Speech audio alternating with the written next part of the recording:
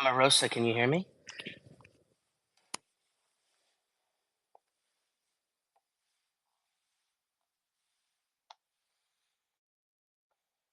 Uh-oh. Hopefully they can hear me. Spaces. Can you hear me? Yep. Hello, hello. Hello, hello. I've been having such a problem with the mobile app these days. I don't know why. I wish that you could do it on your iPad, but for some reason they don't let you run spaces on your iPad. Anyways, good morning and hello to everybody. How are you doing today, Omarosa? I am so pumped for America First. Let me tell you, I couldn't wait for today. I I am was too. waiting. I was waiting since I woke up, so I'm ready. What time did you wake up today? Oh God, like at 6 a.m. Oh gosh, okay. And that's I and you're in California, correct? right. Oh my God. So, how is your day going so far? Tell me what's new with you and then we'll start this show. Well, I'm really excited because I've been reading that the Trump rally for California is coming to Coachella. So I've been trying to rally every single person I know to get on board so they can represent and really put America first on the map here in California because God knows we need it. We have become last among many others in the United States, but really many Californians are feeling so left behind. So trying to get as many people on board as possible. I would love to see Nicole Shanahan at Coachella with Trump. I think that that would be absolutely wonderful, especially if she wants to run for governor, which I hope she will do. I think it would just be phenomenal to have her up there. She is somebody that just resonates with mothers and women, and not that I think Trump has trouble with that. I just think that we can all use the extra help, and I think having somebody like her who has a child that has autism because their child was vaccine injured. I think having somebody like that on the stage with him just, kind of helps because I think a lot of moms out there understand what it's like to have something happen to your child and not get the answers that you want or not get satisfactory answers and then having to do the kind of all of the legwork yourself and find out, gosh, did my kid actually get vaccine injured? But, anyways, I am happy to have all of you guys here. I want you guys to know that you are welcome to ask and request a microphone. On my spaces, everybody is welcome to participate. And more importantly, everybody is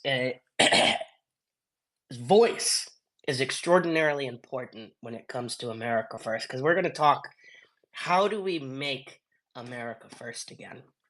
Now, I have a few ideas, and my ideas apparently are pretty damn extreme because yesterday I got yelled at on this app saying that I'm an extremist. I don't think I'm an extremist. I just want to put America before all foreign entities. Now, I don't think that that is extreme. I just think that that's pro American. What do you think, Amarosa? I absolutely agree with you. And it's funny that you say that because I was posting a lot of things about America First. And of course, they try and gaslight you. And they started posting, all these Ku Klux Klan imagery. So I was like, okay, of course they're going to try and twist the narrative of what really America First is all about. But we have to see past the noise and just focus on the real principles. And we should be absolutely unapologetic for putting our people and our country first, plain and simple. Well, that's what really bothers me. It seems like a lot of people are apologetic when it comes to saying I'm America first or that I want to put America first or even saying America first for some reason is like it passe in America, and that's just not how it used to be historically. America first of all wasn't a bunch of Ku Klux Klan members creating it. If we really want to throw some shade at the Democrats created America first.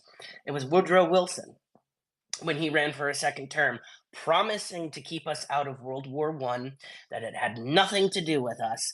and that he was going to quote unquote keep America first. Well, what ended up happening was, as you know, he didn't keep America first. He got us involved in a war that I still believe that we shouldn't have been involved in. World War II was a war absolutely we should have been involved in.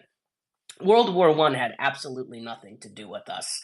That was a European mess. And this is, again, this comes down to allies that maybe aren't the best for us. And when I say allies, I'm talking about the United Kingdom. The United Kingdom has often manipulated us to do things to help them that have turned out not to benefit us. Look at the massive amount of debt we collected after World War One. I mean, tremendous amount of debt, so much debt that the government had to create the 16th Amendment and push it through a progressive Democrat Congress and Senate and give us the income tax. That was a Democrat who did that to us. Before that, we didn't have that. And it was in 1920 to 1928, we brought down the tax rate, and this is Republicans, okay? We brought down the tax rate from 79%. That's right. The tax rate on income was 79% when Woodrow Wilson left office. Warren G. Harding got it down to 55%, and God bless Calvin Coolidge, he got it down to 25. Because they believe that the burden should not be on Americans. And I know I'll get a bunch of people that say, well, the rich didn't have to pay. No, no, no, no, no. If you actually look at the numbers, the rich paid more under Harding and Coolidge because they had a fair tax. It was 25% across the board. Everybody had to pay their fair share. And let me ask you a question. If you're making $40,000, is your 20% more or less than a person that's making $1 billion? It's going to be less. It's going to be a hell of a lot less, but we get manipulated by these progressive liberals who tell us, well, they're just cheating. They're trying to make it so that the rich don't have to pay as much. In what world? In what world is this true? This is the thing that we have to start doing. We need to attack the call them out for not being truthful, and we need to do so with a smile and pride in our hearts. Johnny, what do you got for us, my friend? Okay, so there's actually quite a few things that I want to talk about, but let's talk about that Woodrow Wilson. Okay, he wanted more power, but he couldn't get it because the Constitution was in his way. Because when the Constitution was made, it was made to keep one branch from having more power than the other. But we already know that. Let's see, what was another thing? I'm not sure if you guys heard about BlackRock, Vanguard, and another corporation. Have you guys heard of them? Yes. Yeah, Vanguard, BlackRock, and State Street. Yes. Yeah. So with what's going on in North Carolina, I know this for a fact. Okay. Those three companies are wanting to buy the land in the foothills of North Carolina because it's rich in lithium. So our government, they spent money on illegals and not helping the people that were affected by Hurricane Helene. I mean, there's so much shit that's going on right now that people think that people like me, I don't know about you guys, are being called conspiracy theorists. I don't like that word. I like to call myself a conspiracy realist because all of my conspiracies actually happen to be truthful. Yeah, which, things are happening right now, okay? Let's see, those companies, George Soros, the Illuminati, people like that, they want a one world government. And that's exactly where cryptocurrency and stuff's coming in. People are buying them, and then the other people who can't afford things are going to die off. One of the things that pisses me off more than anything, and listen, I'm not against cryptocurrency. I'm going to be the first person to admit I don't understand it. and I follow the Warren Buffett rule of investment. If I don't understand it, I'm not going to invest in it. But let me tell you something I do understand. I understand gold. I understand silver, and I understand that the American economy was the strongest when our money was backed by either gold or silver. Yep. And I don't Very true. understand why the government has been stripping away the power of our dollar time and time again. And now we have to deal with BRICS. BRICS is trying to get OPEC to basically now, and I don't know if you guys know this, but under the laws and the treaties that we have, OPEC has to trade on the dollar. Well, now they have come out and said they're not just going to trade on the dollar. They're going to trade on the yen. They're going to trade on the ruble. They're going to trade on all of these different things, which is undermining our dollar. This is undermining our currency. But our currency is not backed by anything. So this is going to be a travesty for us if we are not the number one global currency. That if people are not trading on the dollar, the value of our dollar is going to sink rapidly. But if you have it backed by gold, if you have it backed by silver, it doesn't matter. It's based off of what gold is worth. It's based off of what silver is worth. And gold and silver, rarely do they lose significant value. They only they gain slowly, but they don't lose value. Yep. And as far as your BlackRock thing, here's another, and this is another thing that I get called a conspiracy theorist for. Johnny, do you mind just muting until I'm done? I'm getting a lot of back. So sorry about that, bud. But this is another truth that we all need to be understanding, and we need to be talking about. Who got the contracts to destroy Ukraine? Who got the contracts to rebuild Ukraine? Who now owns 32% of the most fertile land in Ukraine? Vanguard and BlackRock. You see, they're telling us that we're in Ukraine to defend Ukraine from Russia, that Russia is an aggressor. But if you actually look at what the government's doing and you peel back the veil, what you see is, no, we're there for corporate reasons. We want to own this fertile land because, as Robert Kennedy Jr. said, you could literally plant a boot in this fertile land and something's going to grow from it. They understand this. They recognize this. This is a globalist war. These are globalists trying to take over materials and farmland and territory from a sovereign nation. And we're being told it's being done for their good. Nothing's ever done for their good. And the people that are running this country, it's never for the benefit of another nation. It's always for the benefit of their pocketbooks, for BlackRock's pocketbooks, and for Vanguard's pocketbooks. But what ends up happening to our industry? We end up suffering because now corn and wheat and all of these things are being produced over in Ukraine. We have to now protect their shipping routes. Like, this is a thing that really pisses me off. We protect the shipping routes of not just America, but the United Kingdom, Europe, and even Taiwan and China. We should not be responsible for any other nation's trade. If they cannot protect themselves, if they cannot protect their trade routes, that is not on us to do.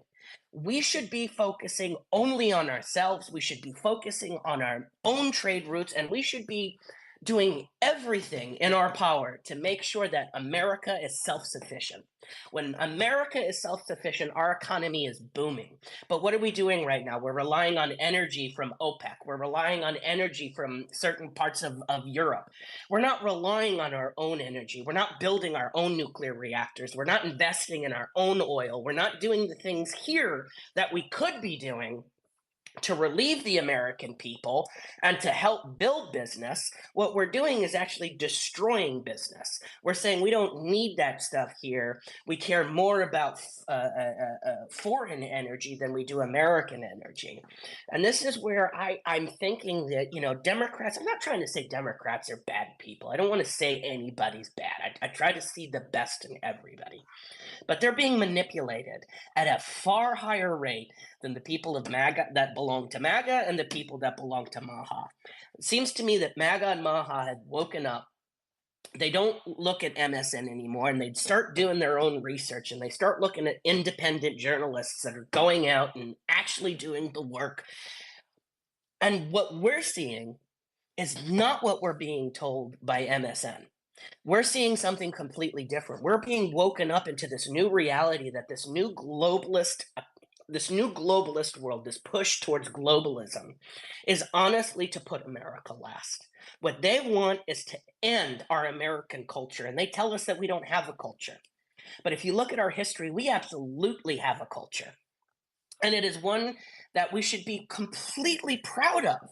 And if anybody, the one thing that I want everybody to leave, the MAFA report believing, is that America is a beautiful country with absolutely endless opportunities, and that you should be 100% prideful, that you should be flying an American flag outside your home, on your car. There should be absolutely no fear inside of you to fly an American flag. And I was just told today that somebody's grandmother is so afraid to fly an American flag outside their condo because of vandalism. In what world is it okay for an American to put out an American flag and it to be vandalized? Nobody should be living in fear that their flag is going to be vandalized or that their property is going to be vandalized because they put out a flag of their nation. I go down, and this is, let's talk a little bit. One of the big reasons that I came over to Trump was not just Robert Kennedy Jr. Absolutely, Robert Kennedy Jr. I trust him. So when he endorsed Trump, I knew that this was the right move. But I started looking at the people that I knew that supported Trump. And one thing that I noticed about them, they have American flags outside their homes. They have American flags on their cars.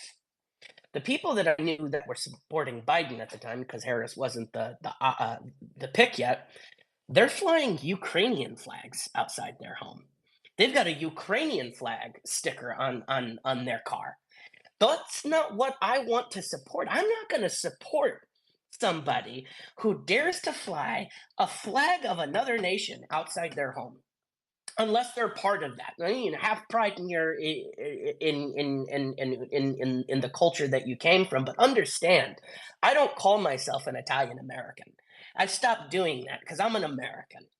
My heritage might be Italian, and that's cool. Like, we can have that pride that we came from that area, but I am more proud to be an American than I am anything else about me.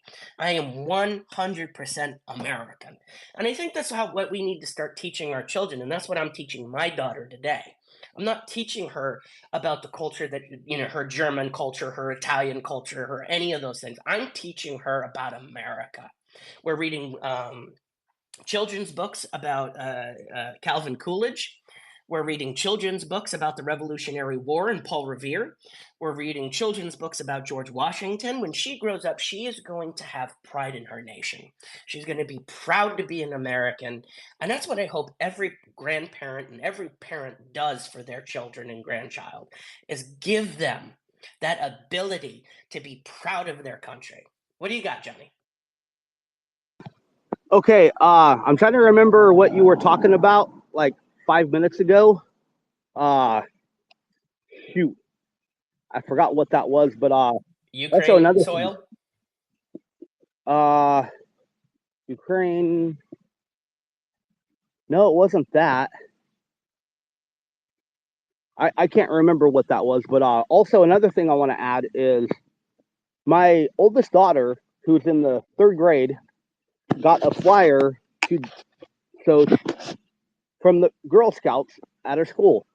Well, anyway, let me look this up. I need to look this up really quick because I posted this on Facebook, and this is just plain freaking retarded.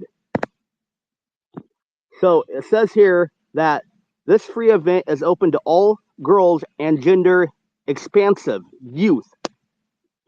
They're not saying transgender, but gender expansive, which completely means transgender. To me, that is fucking dumb. I do not Well, want I do not want any biological males in the Girl Scouts because they don't belong there. They belong in the Boy Scouts.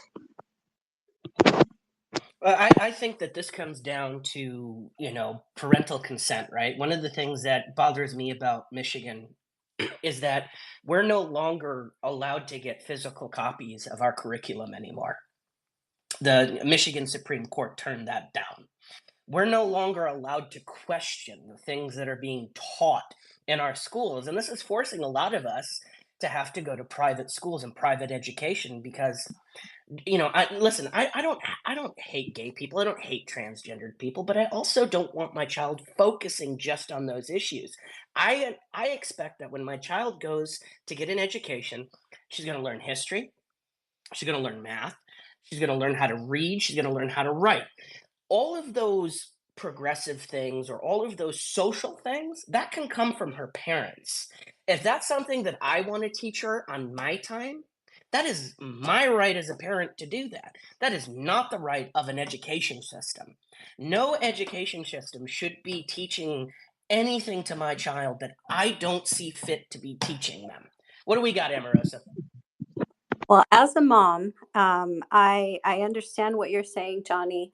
And going back to the conversation we had yesterday, you know, part of putting America first is, putting our kids first and, putting their education first. And I absolutely commend you and applaud you, Bryce, that you are teaching your daughter, you know, the true history of, the American way and the way we were all brought up. And this is so so important because kids these days are not learning the basics, math, science. I mean, it's so sad each and every time I see these videos, and these are grown adults that are like, in their 20s and they can't tell you anything about geography. They have no idea what a country is or what's a continent. And then let alone ask them anything about American history. They're clueless. And it's sad because, unfortunately, our children and our people have been put last, and they haven't been prioritized to really learn about what really has happened in our history. As far as Americans, I think what's happened is they've been indoctrinated to kind of hate their country and to be ashamed of their country. And this is why, more than ever, the America First has to be like pumped up and pushed to every American because we've been last for too long. Our children have been last for too long. And the only way we can get, the movement out there is to let people know that it's okay. It's okay to put our people first, and we shouldn't be ashamed of where we've come from. And until we start putting America first, our children will always come last, their future will always come last. And it's really sad, if you can't take care of your own home, we have no business trying to save the world from their problems. It's time we put our people first and not be ashamed to say it. I know for a fact, as far as I go, I am very proud. I too, Bryce, I'm a Greek American, but I'm done with saying I'm Greek American. I am American. I was born in the United States. I was brought up with, US culture. I'm proud of that. And that is why, my family, who came from Greece many, many, many, many, many years ago, that was the dream that they believed in, was the American dream. And in order to keep the American dream thriving, it means having pride in what we are as a country and who we are as the American people. Well, there's a great story about George Washington, and when one of the British generals were surrendering to him, he asked him, what part of England are you from, or what part of England is your family from? And George Washington stopped him. immediately and said, I'm not English, I'm American. And that's what I'm fighting for, to be an American.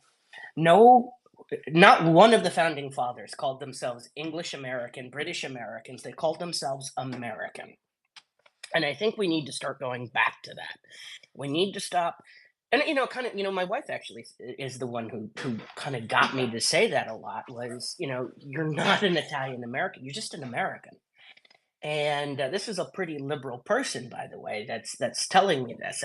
I always love it. It's great to see that there are people out there, regardless of party, regardless of political affiliation, that understand that you are an American first and foremost.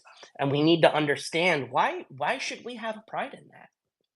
Well, let's look at why we should have pride in that. 1776, this ragtag group of farmers with pitchforks and not great weapons stopped the British and defeated them at Yorktown and freed a nation. This had never happened before. Before America, there were really no democracies. Once we were created, and just within about 20 years, there were about 125 other democracies that came because of us. And the idea, and this is huge, and I want everybody to focus in on this part. What George Washington believed is that America does not have to spread democracy. We are going to spread democracy by being an example of it. We are going to lead by example, not by force, not by any kind of moral obligation, not being the police of the world. We are going to mind our own damn business, and we're going to show you the value of a republic. We're going to show you the value of a democracy. And when you see what we're doing, you're going to love it so much you're going to demand it from your own country. You're going to overthrow the monarchies and you're going to overthrow the dictators because you want the democracy that America has. And we don't need to force it on the world. All we need to do is what Ronald Reagan called that shining city on a hill. If we're that shining city on the hill, we're leading by example, others will follow. And when others follow, we are great. Go ahead, United We Stand. Oh, good afternoon, everybody from Virginia. You're mobile going on the road. Hopefully, I don't rubber band. Miss Armoros, Ammo, I love our Greek Americans. I grew up in Chicago in a Greek town over there. We love our what I've learned is gyros, not gyros. What they started that trend, I don't know when, on the East Coast. It diminishes it. I don't know. I can't comment on what it does. It just doesn't justify the food. Justify giving such a cheap name to such a lovely food. I just want to give everybody a public service announcement about the PA mail-in ballots that are available. Certain counties are not able to, do not have mail-in ballots available, while others do. The ones that are available amount to about 50 counties, and the others non-available mail-in ballots amount to about 26 counties. What I've learned in my county this morning is updated to available mail-in ballots, with the deadline fastly approaching 13 more days for the voter registration deadline. I encourage everybody that is a Pennsylvania here to, if you're going to vote early, do it the appropriate route and don't do it the United States Postal Office route that you may not see the ballot ever again, or I should say the ballot counters may never see the ballot. You can go down to your local election office in your county and actually request an appointment, get the mail-in ballot, and cast it right there and then, which I may have to do because I have certain issues that may arouse that may prevent me from voting. So I'm going to go ahead and do it early. With that said, I don't think I have anything else to add, but I'll land my plane. Thank you, United. I appreciate you coming in and giving us an update. Um, and just a little fun fact, I was born in Chicago, of course. But You're absolutely right. If we want to win this and we want to put America first, we have to do every single thing in our power to get everyone on board. We have to educate them, motivate them, and really push if we want to win this. So America first all the way. The American people need it. We deserve it. We've been through hell and back, and it's time that we take back our country and we keep it for America first. Absolutely. Amen, And sister. Can I? Oh, you guys like, can let do me add your something part. real quick. Hold on just one second. You guys can All do right. your part by going into the little purple pill and reposting this space so that we can get more America First Yes, patriots in please. this space. Please do that. Amen. Miss Ammo, I was referring to the Ravenswood, the great Ravenswood neighborhood where I grew up on Lawrence Avenue over there with all the Greek coffee shops back in the 80s. I'm not sure how old you are if you remember any of that, but I'm a North Sider. Cubby at heart. Nice. I'd ask you, please, please, please, you guys share this space. We want to get this message out, especially now more than ever. We're under 30 days uh, to go. And, it's so important that people really understand what America First is. We don't want them to feel like saying America First has anything bad uh, connected to it. Like what Bryce said, we need to be proud of who we are. We need to teach our children to be proud of their country.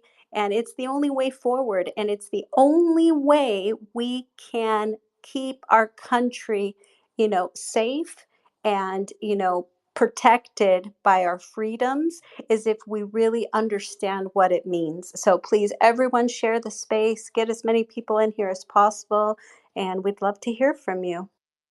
And guys, if you're having problems raising your hand, somebody's reached out to me. If you go and you look at the bottom, there's a little heart with a plus. You hit that heart with the plus, and right next to the 100 is a hand that looks raised. And all you have to do is hit that, and immediately it will let me know that you are looking to speak. Go ahead, Seamus. All right, thanks a bunch. Yeah, I didn't know how to do that. Yeah, I just want to say, yeah, obviously I support and agree with what everybody's saying. I do think that it's important that we all maybe consider how to bring back control to the people. I got really fed up with the states a while back and sold my business here and moved to Ireland, and I saw um you know a pretty functional working democratic republic that was based on our constitution as well as the German constitution.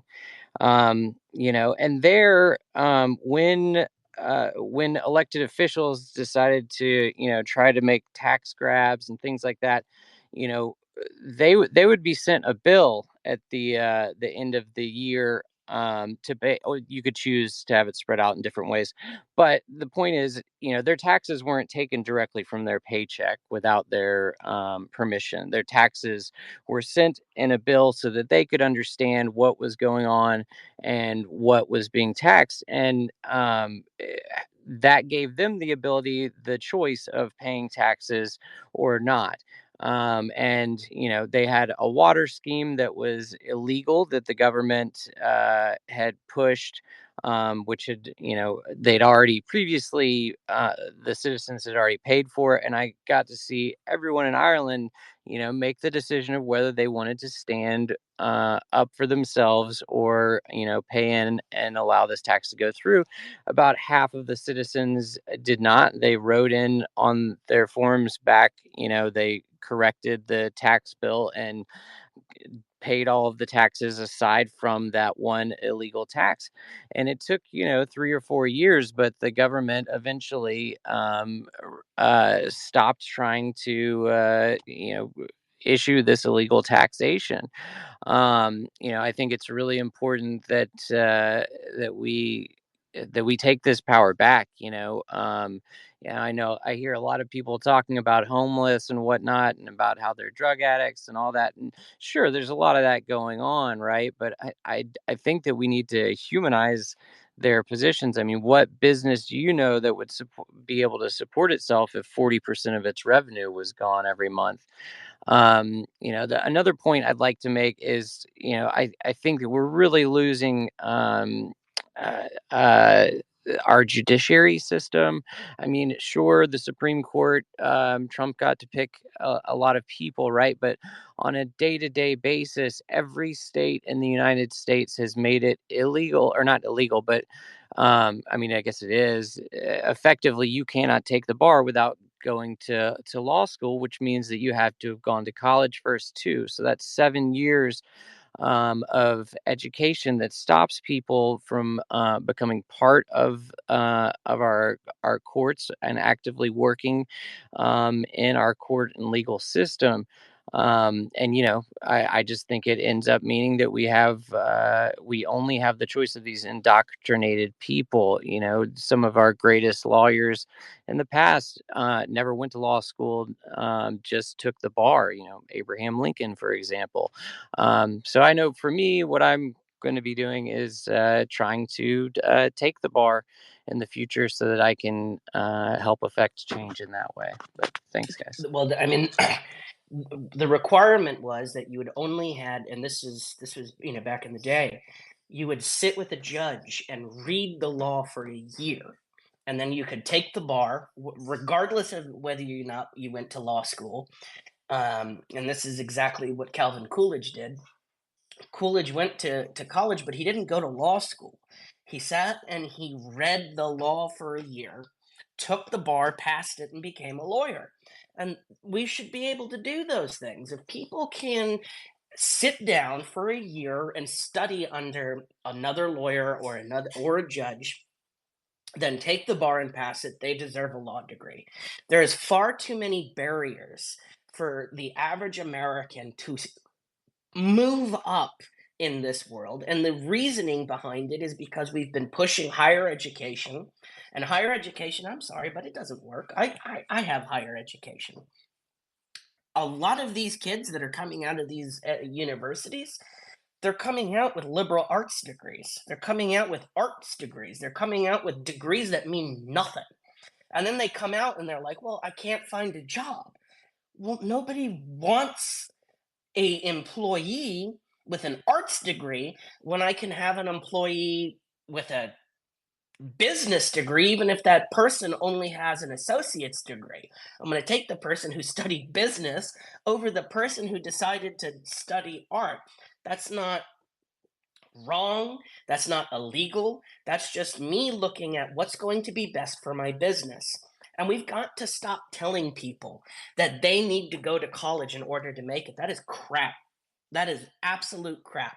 You do not need to make it. You do not need to go to college to make it in this world. You could go to a skilled school. You can learn a trade. You can become an electrician. You can become a plumber. You can become a construction worker. Let me tell you something. These are the things that we're going to need in the future. We're going to need more handymen. We're going to need more plumbers. We're going to be more electricians. We're going to need more bricklayers, and we're going to need more people that understand how to make concrete, pour concrete, do all those things. And if we don't have that, we're going to be relying on foreign labor. And you guys can just go to any construction company that you see that's building a new house in any area that you live in, and what you're going to see is a bunch of Guatemalans, Mexicans, non-Americans working in these jobs. And I'm not saying that in a racist tone. That had nothing to do with racism or xenophobia or anything. It has everything to do with the fact that we are not preparing our children, or especially the kids who aren't apt to take tests, or not apt to do college, but are apt to work with their hands. They can, they know how to take apart a watch and then put it back together.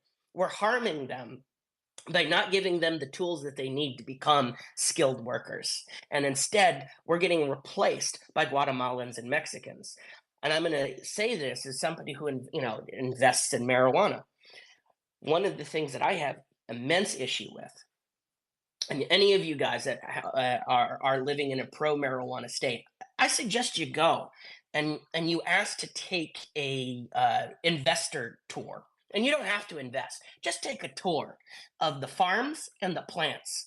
And one of the things that you're going to recognize and you're going to see is they're bussing these people in. Like there's a bunch of white vans that bussing people from Guatemala, that bussing people from Mexico, and they're doing all of these jobs as far as picking the pot,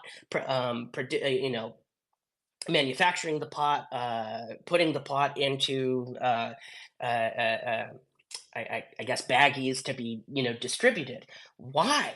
Why aren't Americans doing that?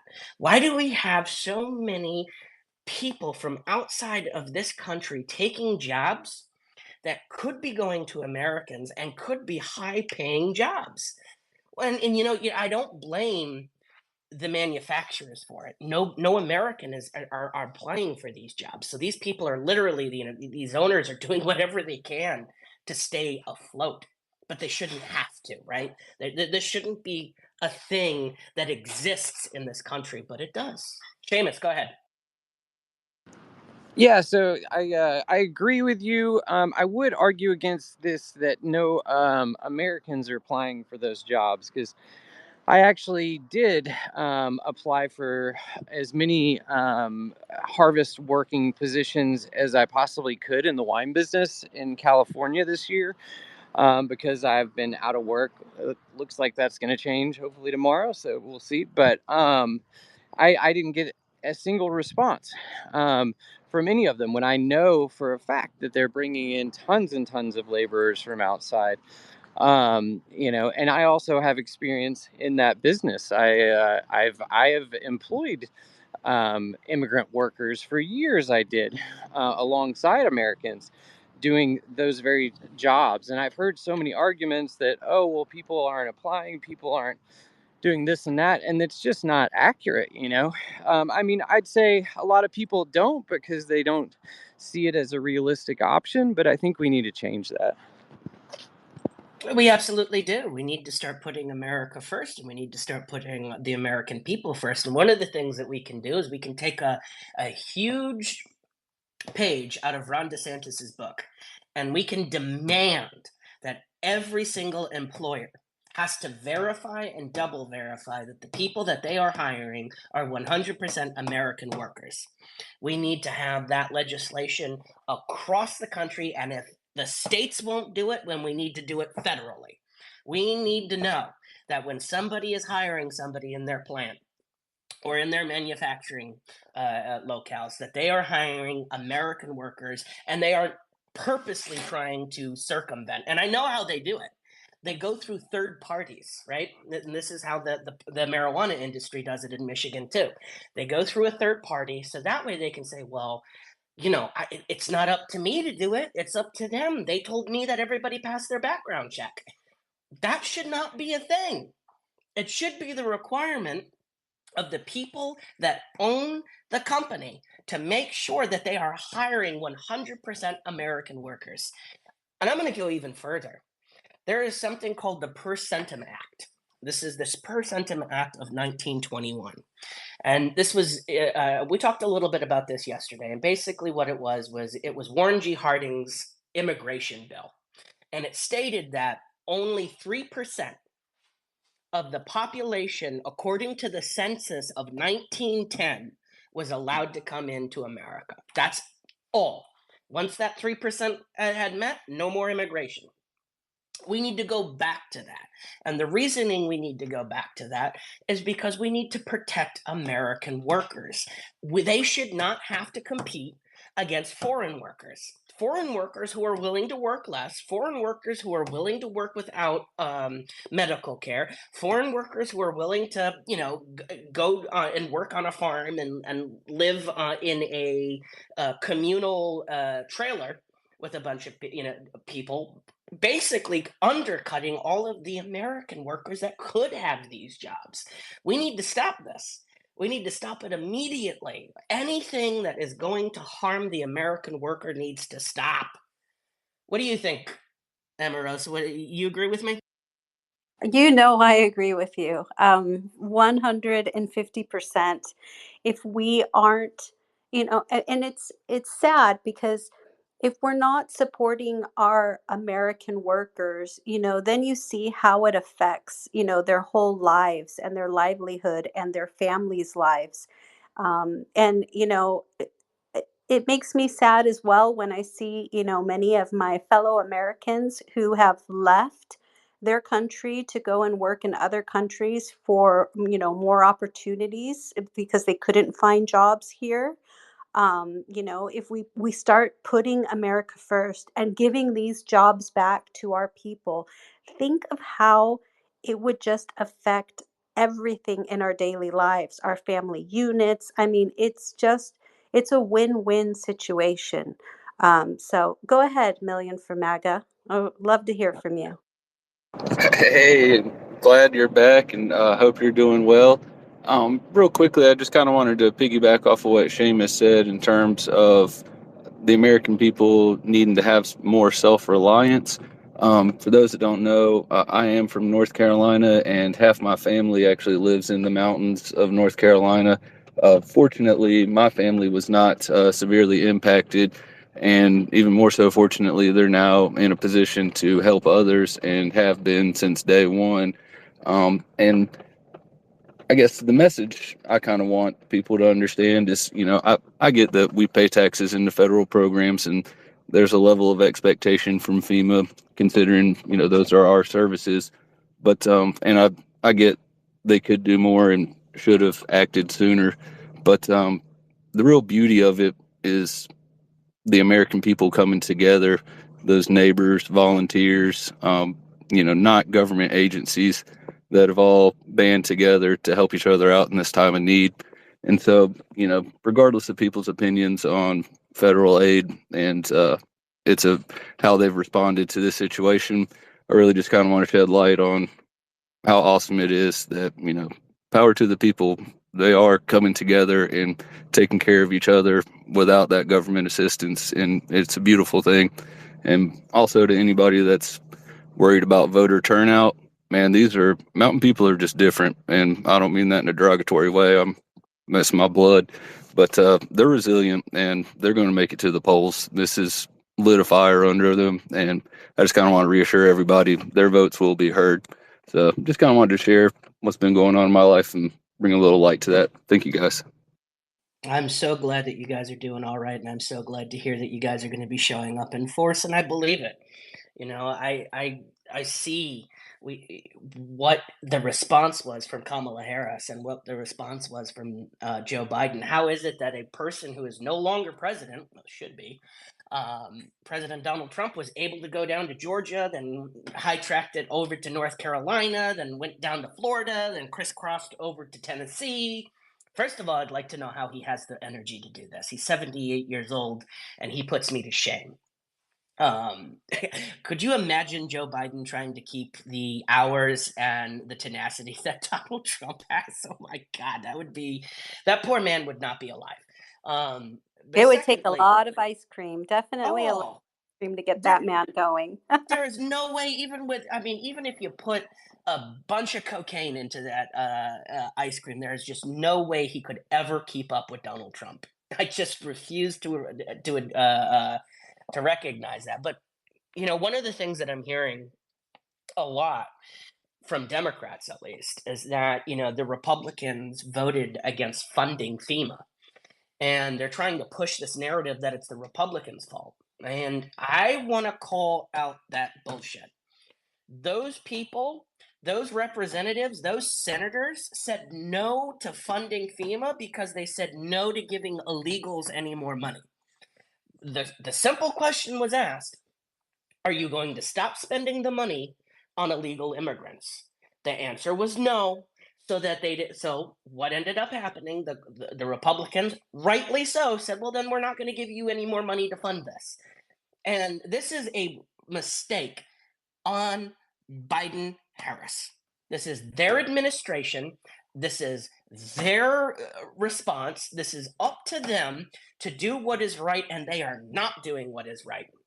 They have spent an ungodly amount of money, and this is in the billions, guys, of FEMA dollars so that they could reimburse New York City for putting them for putting up illegals in very very high end hotels. They're doing the same for Chicago. They're doing the same for LA. You know what? I'm sorry if you decided that you're going to be a sanctuary city. I'm not reimbursing you for shit. You don't get reimbursed. This is what you get. You have decided that you are going to be a sanctuary for all these illegals. If you can't handle it, then you should have never said in the beginning that your city was going to be a sanctuary city. This is a simple case of the chickens coming home to roost and, the roosters not liking what they're seeing. Well, that's just tough. That is just too damn bad. Go ahead, United. All right, bear with me, y'all. I'm outside I'm a trucker. I want to give you my testimony of why I supported Trump. But Bryce touched on something about the illegals/migrants have been funneled all over the country. He talked about Chicago, and I know Miss Ammo can vouch for me that every police station from the north side of Chicago to the south side in the city were filled with migrants sleeping on the floor because they had nowhere to put them. Now, the black communities in Chicago have been rising up against that because they, even Byron, whatever his name is, the new mayor there, has been making the black communities on the south side of Chicago specifically and parts of the the southwest side as second-class citizens. We need to educate our fellow voters, especially the black vote, to let them know that the Democratic Party is treating you guys like you're still on the plantation. Have these conversations. I know there's a lot of non-blacks out there are struggling to have that conversation because they feel that it's going to be another Obama. I'm voting him because he's a man of color. Obama was a Chicago native, and he had nothing but bad ties. I knew that before a lot of other people knew that. He rubbed elbows with Bill Ayers. Bill Ayers is the founder of the Weather Underground during the 60s, who was building pipe bombs in the basement to not only attack the political opponents, but to also go after our troops in New Jersey. Imagine that. And he got off on a technicality for illegal search and seizure. Even though they had the bomb material there, they had to throw it out.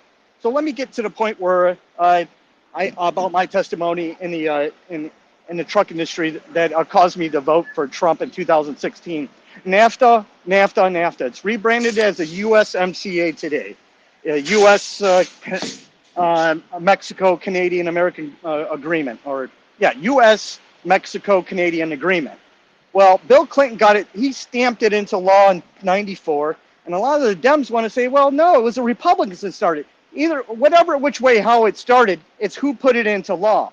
And guess what happened right after that? He was on television telling Americans that we're going to bring jobs to America by sending them to Mexico. You know what? Bill Clinton was in corporate America's pockets when he was doing that. But guess what happened? Miss Ammo will tell you also too, if she's around my age range, that Nabisco on the south side of Chicago on 79th and Pulaski took their facilities and went to Mexico to give a little pep rally to everybody and laying them off, saying how they needed to be competitive and viable, that they had to make a new factory in Mexico. They went after the minimum wage. It was $2.50 an hour back then in '94. And if it wasn't for Trump to stop that, he even said to Ford, I dare you.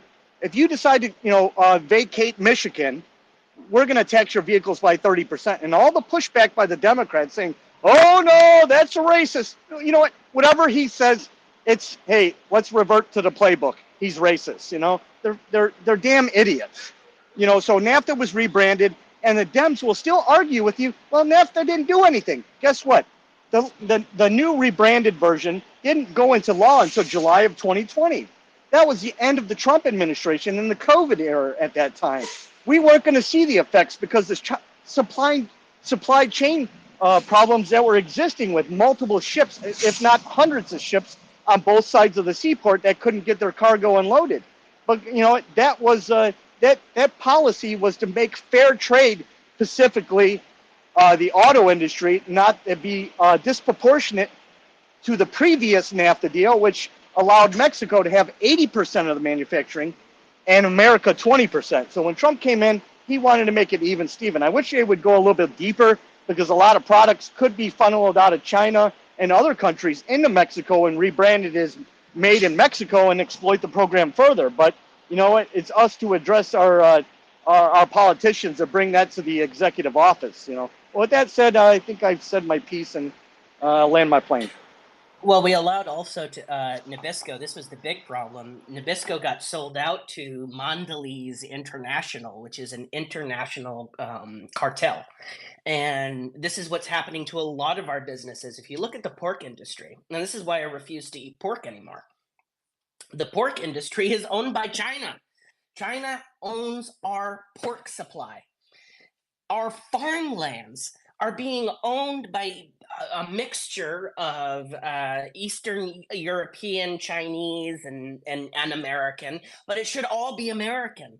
Every single company that is here in this country that is producing massive amounts of goods should all be owned by Americans. We shouldn't be allowing these companies to go overseas. We shouldn't be allowing these companies to sell out to other international conglomerates that we can't track and that we can't tax. And then if we dare say that we want a tariff on them, the left goes berserk. And the truth is, Perot is right. The giant sucking sound continues. And it's just not going south anymore. Now it's going to Taiwan. Now it's going to China. Now it's going to Vietnam. Now it's going to all over India. Everything is going to all of these different places, but nothing's coming here. We don't get any relief. Our jobs, this is the scary thing. If you look at the pay rate, yes, it looks like the numbers we're making a little bit more, but if you actually look at the pay rate in the 1920s versus the pay rate now, they're actually making more adjusted for inflation because their currency had value. Their currency was backed by gold. Their currency meant something. Our currency is toilet paper. You can wipe your ass with it because it's useless. The only reason it has value is because the American government has conned us into believing that it has value. It has no value. And they want to tell us that if we were to go to the gold standard, we would upend the world economy. Well, who cares? I don't care about the world economy. I care about the American economy. And if the world has to suffer, well, too damn bad. Because guess what? Last time I checked, we paid for China. We paid billions, if not trillions of dollars to rebuild China after World War II. We damn well rebuilt Europe. And no thanks, no nothing, no money back. We just said, here, we're going to rebuild you and have at it. And how is it that almost 100 years later, we're still paying for them? We're still paying for Europe's defense. We're still paying for Taiwan's defense. We're still paying for people in the Asiatic Sea's defense. Why are we paying for all of this? And here's the thing. You know how the Democrats like to tell you that we shouldn't have a wall? Well, there's a country called Jordan. And I bet you didn't know this, but I'm going to have a guest on who used to be a former lieutenant colonel in the military. He worked for NATO. He's worked for the Pentagon, everything. And he'll tell you, we built a wall on Jordan's border, and we maintain that border, and magically, nobody gets in and nobody gets out without the United States military knowing. How the hell are we building a wall for the Jordanians, but we're not building a wall for our own country? It doesn't make sense. We're going to go to Samantha because she's having some trouble raising her hand. Samantha, welcome. Oh, hello, everybody. Hope everybody is well. I've never done this before, but I wanted to introduce myself and first say thank you to everybody that's joining with us. It feels great to not feel so alone out here. Just really quickly, I think maybe I was like a lot of you, I've voted both ways my life since I was 18. But in 16, I, said I could not vote for Clinton. And the hatred, and I was sexist, and all of a sudden I was racist, and oh well, you're from the South, so you're definitely racist. And all the things that followed since then have pushed me, way far from the center of where I would like to be. But I feel like I feel like the goalpost keeps getting moved. And So I wanted to thank everybody that's been willing to say, okay, I don't love every policy, or I don't love everything, nor do I agree with everything that Trump has said and done, but I believe in the policies, and I believe in putting America first, and I don't think that we should have to apologize for that. I am from Florida, and I'm fixing to getting everything secure here for the storm, and I'm driving up to Pennsylvania to work with Scott Pressler, and I'm trying to register voters there, because all I can do is, give my one vote here in Florida, and I think that Trump is going to win Florida, I think, pretty easily. I'm so confused when I see these poll numbers, and I just wonder how real they could be. And so I just want to say hello to everybody, and to thank everyone that's here that maybe wasn't on the same page as myself in 16. And just, it feels great to not feel so alone and so crazy and isolated and censored and attacked. That still happens, but I feel like there's more of us out there now that are willing to step up and say, we can't keep hiding in the shadows and then cry about it as our country falls apart and the world is on fire. So I guess that was all I wanted to say. And I was just really curious with Bryce how things are looking in Michigan, and what you think the possibilities there could be for Trump being able to win. And thank you for having me on today. I appreciate you coming on, Samantha, and welcome to your first space and your first, well, not your first space, but your first speaking. What am I seeing here in Michigan? It's a very, very close race. I believe Michigan is going to be decided by at least 1,000 votes, but there is one thing that is exciting me. A few days ago, a socialist was recorded on saying that they are going to be the reasons that Kamala Harris does not win the state of Michigan. Them with along, and she was introducing Jill Stein. So I am actually, I think we're going to win. I think Trump's going to win Michigan, and I'm going to say this: in 2016, the Green Party took enough votes from Hillary Clinton to push Michigan into Trump's corner. If they do that again in 2024, Michigan is absolutely going to be red. I don't want to, I've been telling everybody I know, don't rely on that. You got to get out. You got to get out to vote. We're registering as many people as we can. We got to get out and get our elderly family members and friends out to vote as well. And that means we need to drive them if they need to be driven, and that's everywhere, guys. If you have an elderly that does, an elderly relative that does not want to vote early, or does not want to take a absentee ballot, then it is our duty as Americans to make sure that they have the transportation to get to the polls.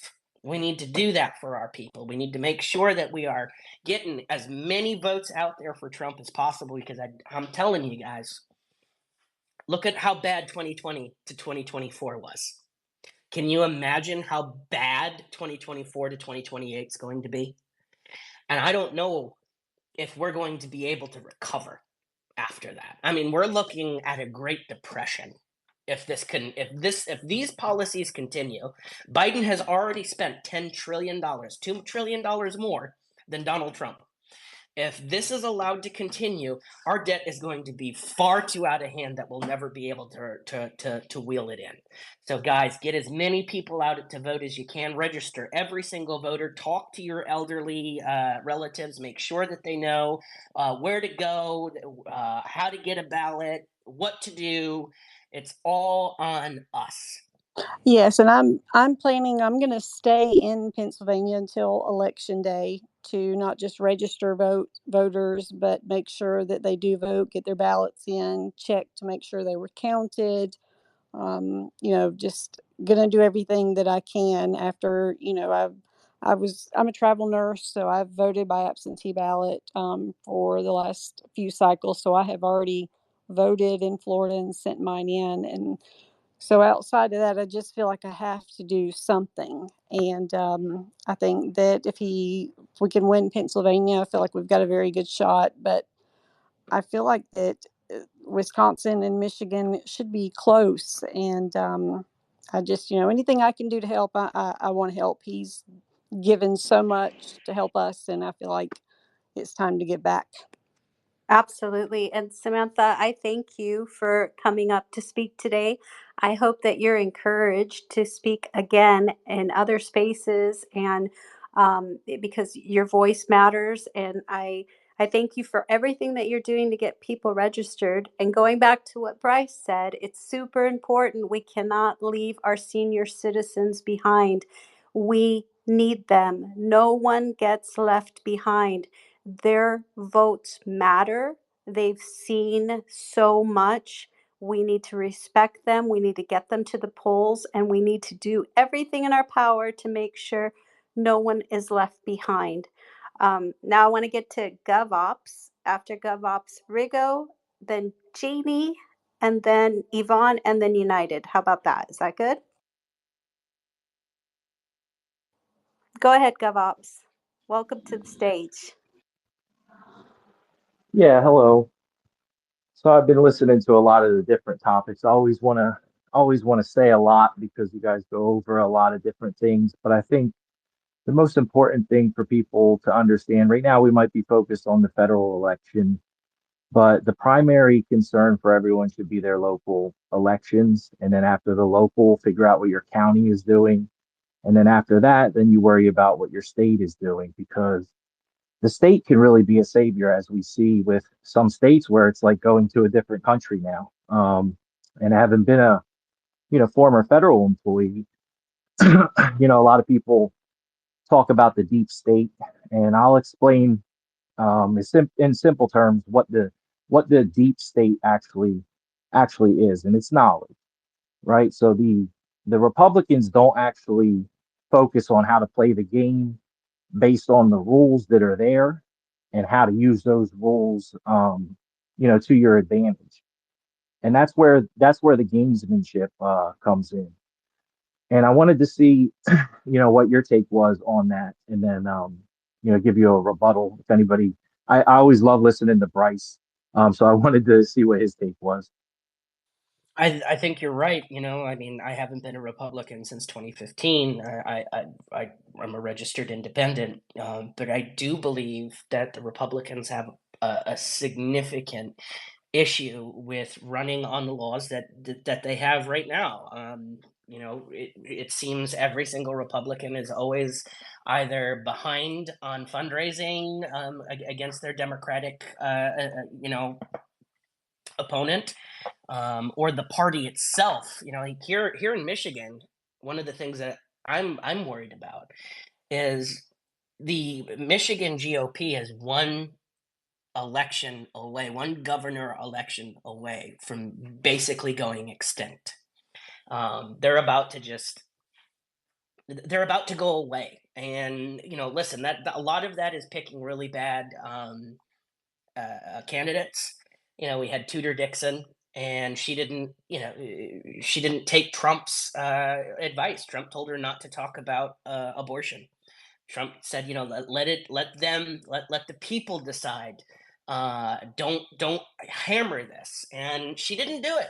The very next day after Trump told her what not to do, she came out and said, we're going to be 100% against abortion, and that is even if you're raped or if there's incest. There's just going to be no abortion, period.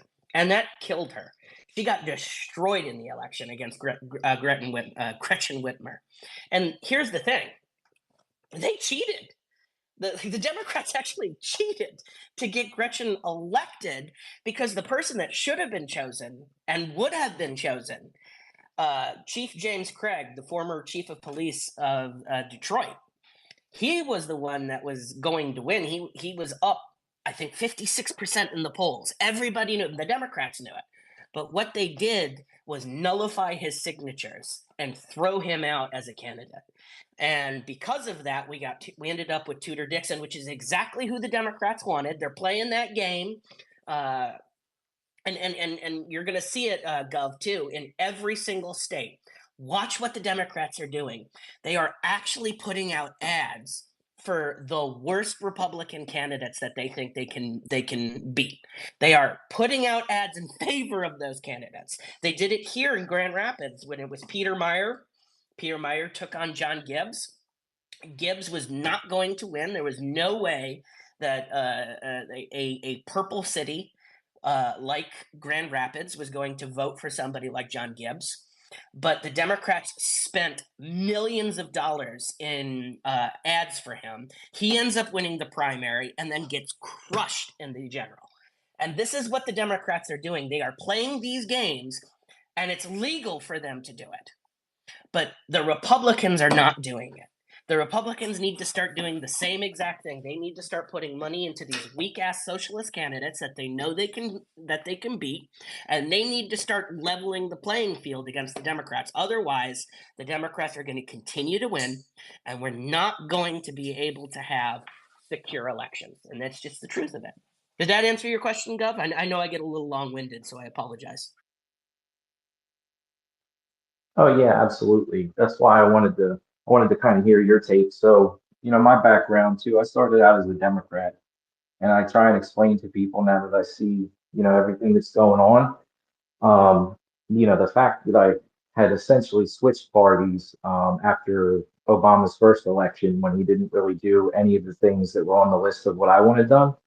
And then that's when I realized that not only was I on the wrong side, but everything that they taught me about how they play the game, none of the Republicans understood. They had no idea what was going on. I mean, you're talking about psychological manipulation, um, persuasion, as far as like they won't buy your vote directly, but they'll definitely fund somebody that you know and that you think is your friend. And then that person's bringing you into a large network of people. Everybody's happy. They're all involved in these different movements. And then next thing you know, the movement has nothing to do with the election, but yet they're voting for the Democrats. And then you're like, hold on, but this what we were just doing, it really has nothing to do with politics. It's like, it was like I thought both parties at one point was like, yeah, we should pick the trash up, we should have clean water, we should have like, police, we should have a fire department. I thought both parties were on that.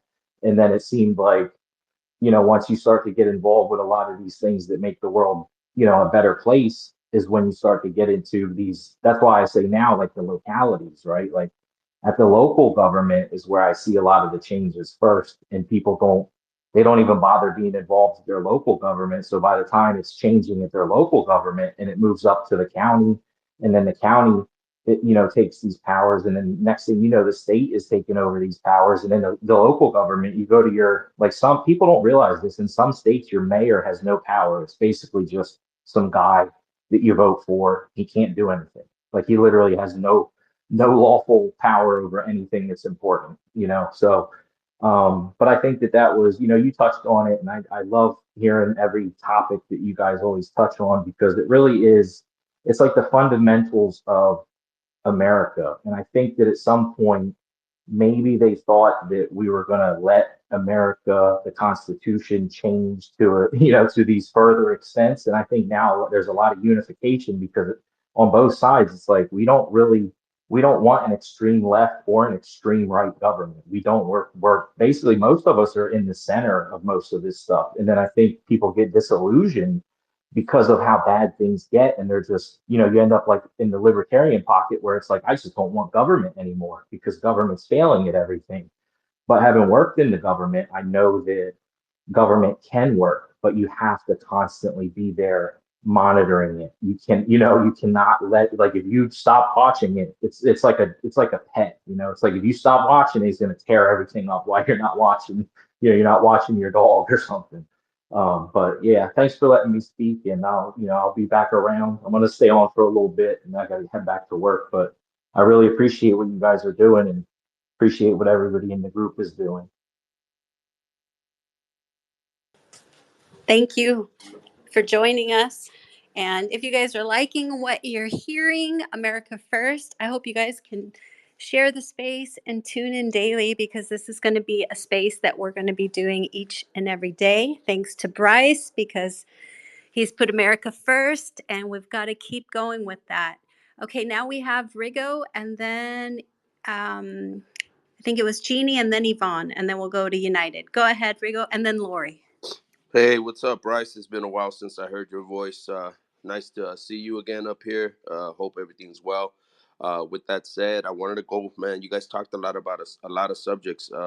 One of the things that you talked about is illegal immigrants coming in and being housed in these super nice area spots and whatnot. I'll give you guys an example. They're building these giant roach coach type government motels that aren't really roach coach. They're like government projects in center LA.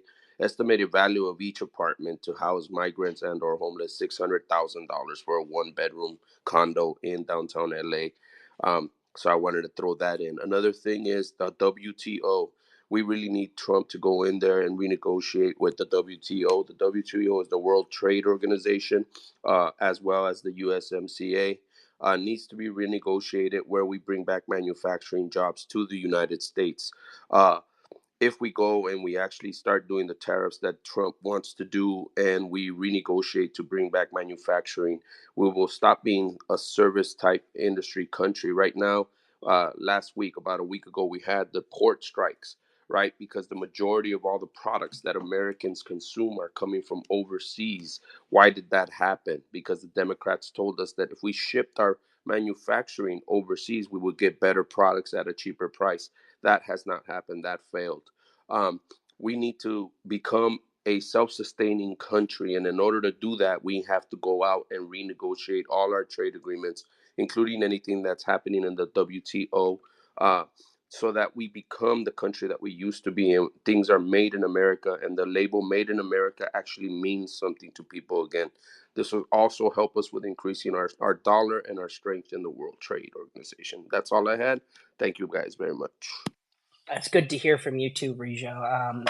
I have been away because I ended up I think you knew I was really sick, and then my asthma ended up causing me to get bronchitis, and so I was down for about 2 weeks, and every time I tried to talk, I couldn't stop coughing.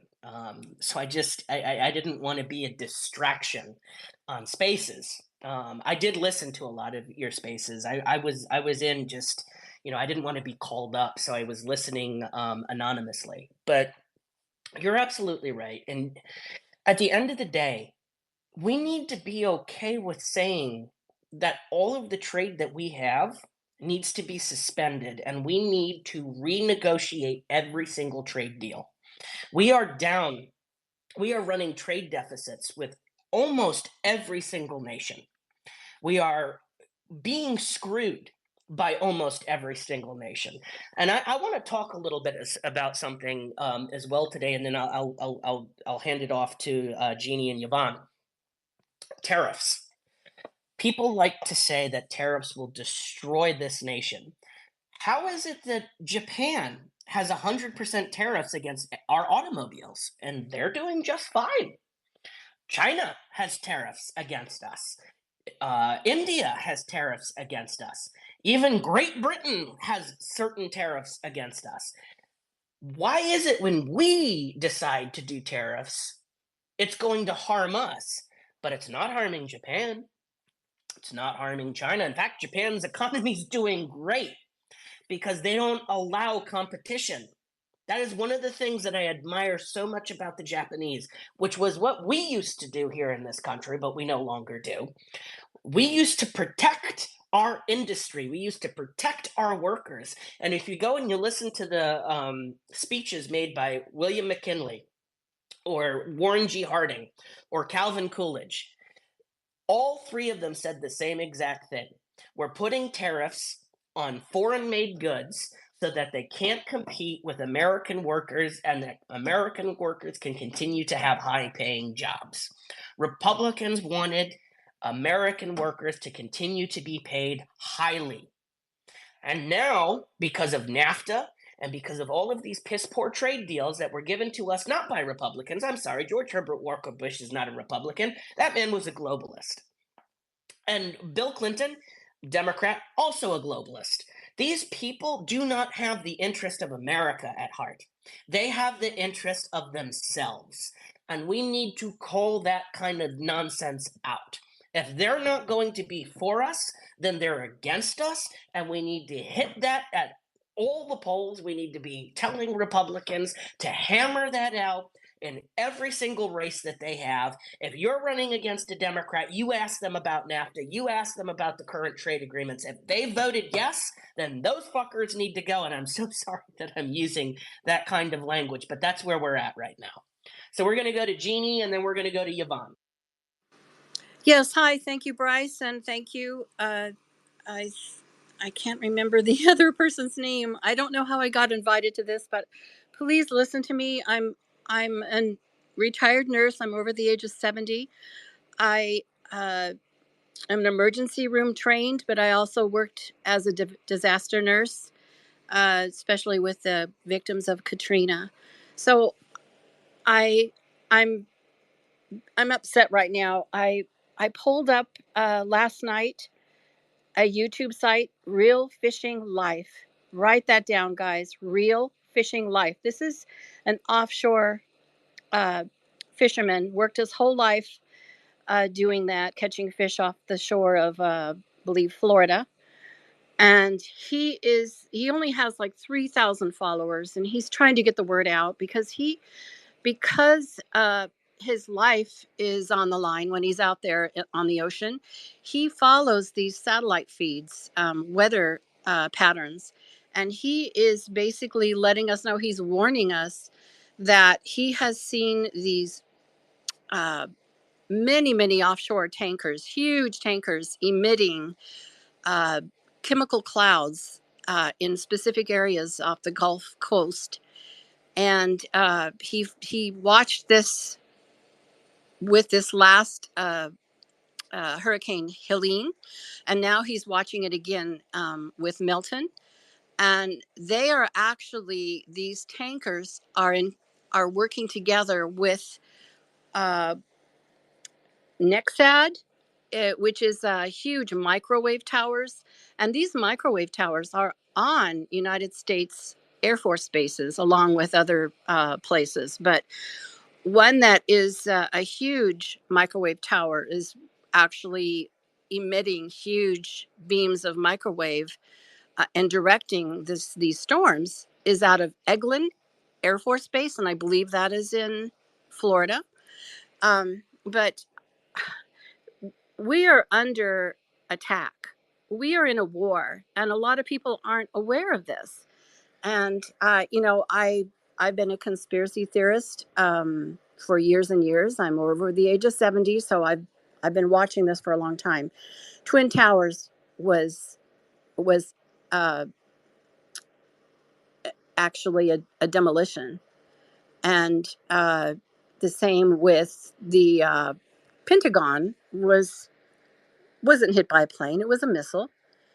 And it goes on and on. I live in California in the mountains, Paradise. That wildfire was man-made and directed energy. I have had to be evacuated twice where I live. I'm between Placerville and Tahoe, and I have been very close to these wildfires. And I just want to get the word out. We're under attack, and from many sources. Uh, the What I learned early on, oh, this was over maybe 15 years ago, a term called um, silent weapons for quiet wars. I have a daughter that's a scientist, and she was actually early in her career. She was followed by NASA, and I thought, well, let me see, what does NASA have an interest in a cellular geneticist? So I started looking into NASA, and I found that I had heard that they had a PowerPoint out there called Silent Weapons for Quiet Wars. And I looked and looked, and I'm not very high tech, so I had a hard time. I couldn't find it. But somebody by the name of Deborah Taveras in California, Northern California, she actually found the PowerPoint and she released it. And let me tell you this, it's very scary because they are using uh, so many different weapons on us. We have no idea. A lot of them are from space, from the satellites.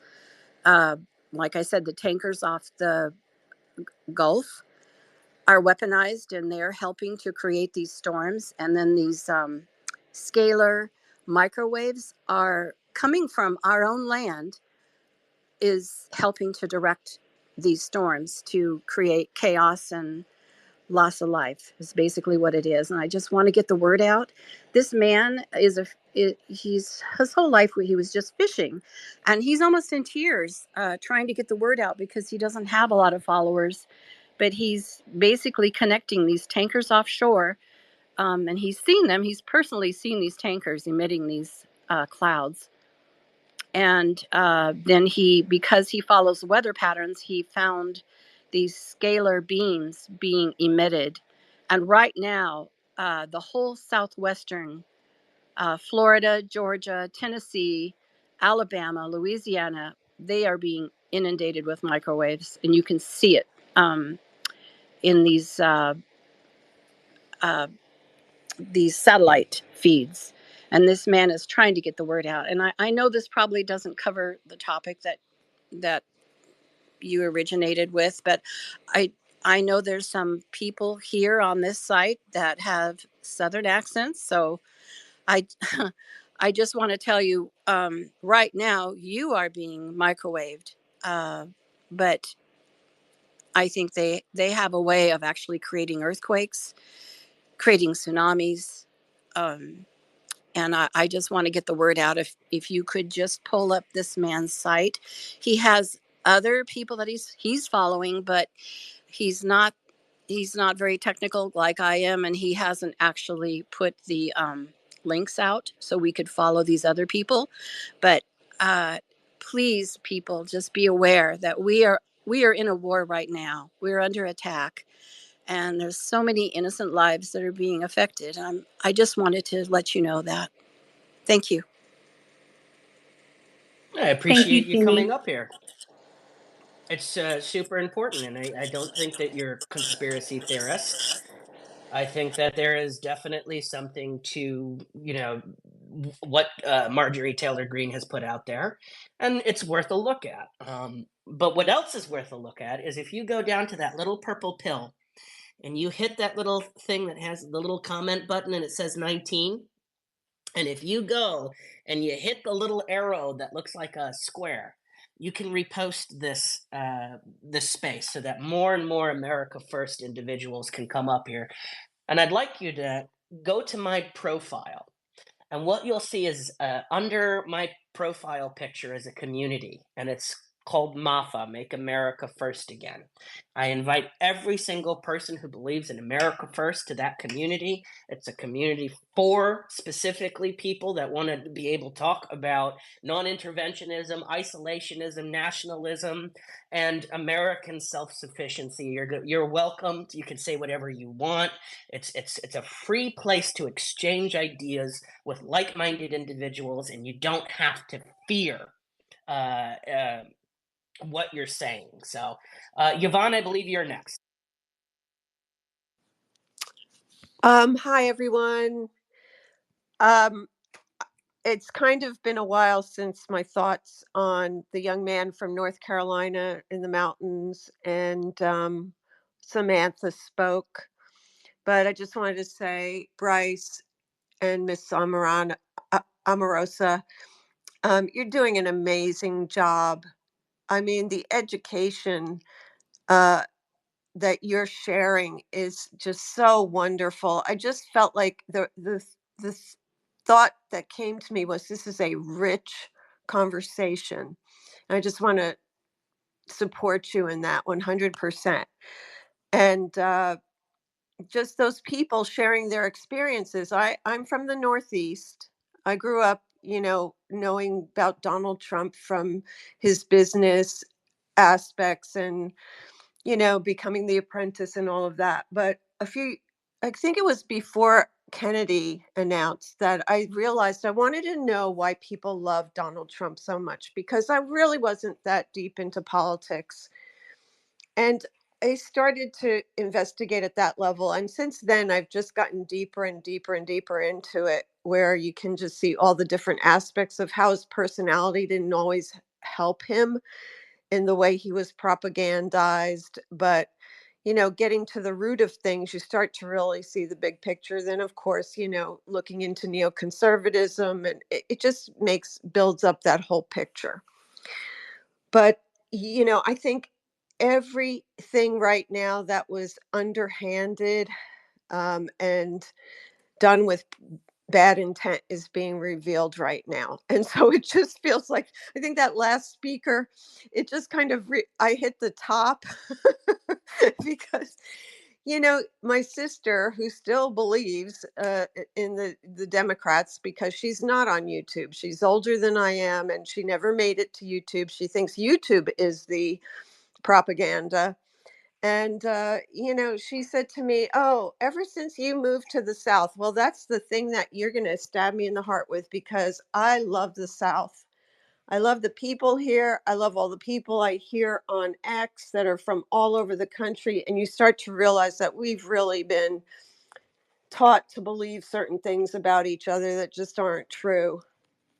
And so I just want to thank everybody for contributing, and just to keep in your purview that we are just going through a major shift and everything breaks down before it's rebuilt. And so you know I don't want anyone to get dragged down because, and maybe this is helping me not to get dragged down, but we have to know that good will prevail. And I think that you guys always have that in your message, which is also you're educating, but you're educating in a way that's very empowering. So thank you very much. And thanks everyone for being here, because it gives me something to keep my mind busy while I'm doing other things. And I love that. All right. Bye. Thank you, Yvonne, for chiming in. It's always a pleasure to have you in our spaces. And, you're absolutely right. It's so important to get the message out. We have to stay encouraged. We have to encourage others. And there's good news. And, by reaching as many people possible, we are putting America first. So, you know, good versus evil, we're on our way. We just have to stick together. We're making waves, so let's just keep pushing. Okay, Well, I we're think gonna win, and we're gonna win. I'm gonna tell you why. Look at how many people are not afraid to say America first anymore. More and more Americans are coming out and saying, "I love this country." And that's a great thing. I want everybody to feel that way. I want every American to just, wherever they are, if you're going on a vacation to Italy with your family, to say, "I'm American and I'm proud." Be be prideful about who you are. It's okay to say, "You know what? I'm a little bit of a nationalist." That's not a bad word. Nationalism legitimately means, by definition, pride in one's country. Why is that a bad thing? To say that I'm a non interventionist or even an isolationist simply says I want to put my country before other countries. That's not a bad thing. That's a good thing. That's a beautiful thing. You should absolutely put this country before any other country, and you should be proud to say that. And again, I want to, if you guys look over up at the jumbotron, I know sometimes it's a little hard to, for some people to follow, but my community that I was telling you about Make America First Again, it's up in the Jumbotron. By all means, go ahead, click, join. We welcome all of you, every single patriotic American who wants to put this country before foreign nations, before foreign wars, before foreign immigrants, before illegals. You are welcomed at MAFA. I just want you guys to know that. Who do we have next, Amarosa? If I remember correctly, it was United, and then we're going over to Devin. So, what do you got for us, United? Oh, waving a hand to government ops. Nice to see you in this room. What you said, Bryce, I'll top on that compliment, is Poland's a nationalist country, and look how well they're doing over there by pushing back on the amount of illegal immigrations that's trying to pop over the border. I know they do have a problem over that part of the world over there, but I think Poland is striving more so than most other European countries. Moving on to globalists, let's put this down here. Free trade is for the rich globalists to get richer. Tariffs are to protect, as Bryce says, to protect the American workers. Now, the Democrats are going to try to redefine that nationalism and tariffs as isolationists, and then they'll say it enough times where their constituents will believe them what is true. That's important because, the leadership of the unions around this country, not just in Michigan, but Chicago, all the way to the East Coast. The leadership, I believe that the globalists, which are in the basket of the politicians as well too, they are not standing for Trump. The members themselves are solid Trump supporters, maybe with the exception of a small percentage of them. But if it's in their best interest, if free trade is allowed to happen, guess what? Cheaper products are going to come over here. Then in American workers are not going to have jobs because everybody's going to be buying the cheaper products. But guess what? The factories are going to be closing up. Just like we've seen what I've talked about with NAFTA. And it was just outside of the scope of NAFTA. We see that companies in the steel industry were getting cheap steel imports from Korea. Guess what? We started seeing steel mills from Ohio to Pennsylvania sorry for the background noise, he's telling me to slow down, to the steel mills when I grew up, I moved out of Chicago for a period of time and went to Allegheny County outside of Pittsburgh. And I remember everybody getting out of high school to go work for the steel mills. And that was in the early 90s, and they were paying $15 an hour. And that was good money. That was nearly, 30 years ago? My God, just over 30 years ago. Next, I want to talk about the election real quick, and that will be my last talking point. We should be the Scott Presler of each state. Don't be complacent. Talk to your fellow voters about, the mail-in ballots and how they're being updated daily, why they're not available in their counties. Be persistent, just like I have today with my coworkers. I talk to them. I'm not registered, but I'm a Trump supporter. Well, guess what? If you guys don't know postcards, he sent me a box of 2,000 business cards for vote.com where they can scan the QR code. And I've already probably potentially got just under 10 voters today that they swear, one black voter and the rest non-black voters. And they didn't want to go after work to mail in the forms for voter registration. They don't have to do that. They can go online. It's streamlined the process. Just scan the code, go online to the state where you're registering. It could get done in 15 minutes. As simple as that. Also, I talked to a potential Trump supporter in Westmoreland County today. She said she's moving and she doesn't have time to send in the form via the mail. You don't have to send it via the mail. Call up your local election office if you want to vote early and just make an appointment with them. As simple as that. Don't be discouraged about the negative preconceived notions in your head. Just go around that and find out where the real truth is, what the facts is. Not the stuff that's lingering in your head because you're preoccupied by all this nonsense that's not being, I'm saying nonsense for the hurricanes, but everything that's outside of the scope of trying to get Trump into office there. Aside from our fellow our Carolinians and Georgians and Tennesseans who are being pummeled by these hurricanes, which I put out information on how they can go out there and scan a QR code. Maybe their voting, maybe, but their voting offices or where their polling stations are gone because of the hurricane. Well, I put out information to several spaces, I think such as this space right here, where they can scan the code and find out where they can vote, or where they can, if they're not registered to vote, or where they can register. So I mean, it's important that we all be persistent and with our efforts to get Trump elected in the office, because we know I'm not trying to pump out hyperbole, sensationalizing, but it is the point of no return.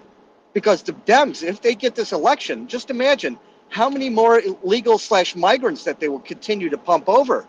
And Joe Biden created these programs in 2023, safe mobility offices, hundreds of them in total. I'm not sure in total what they made, but the UN is working on alongside the Department of Homeland Security to facilitate and expedite all these immigrants over here into an economy that's struggling in this country.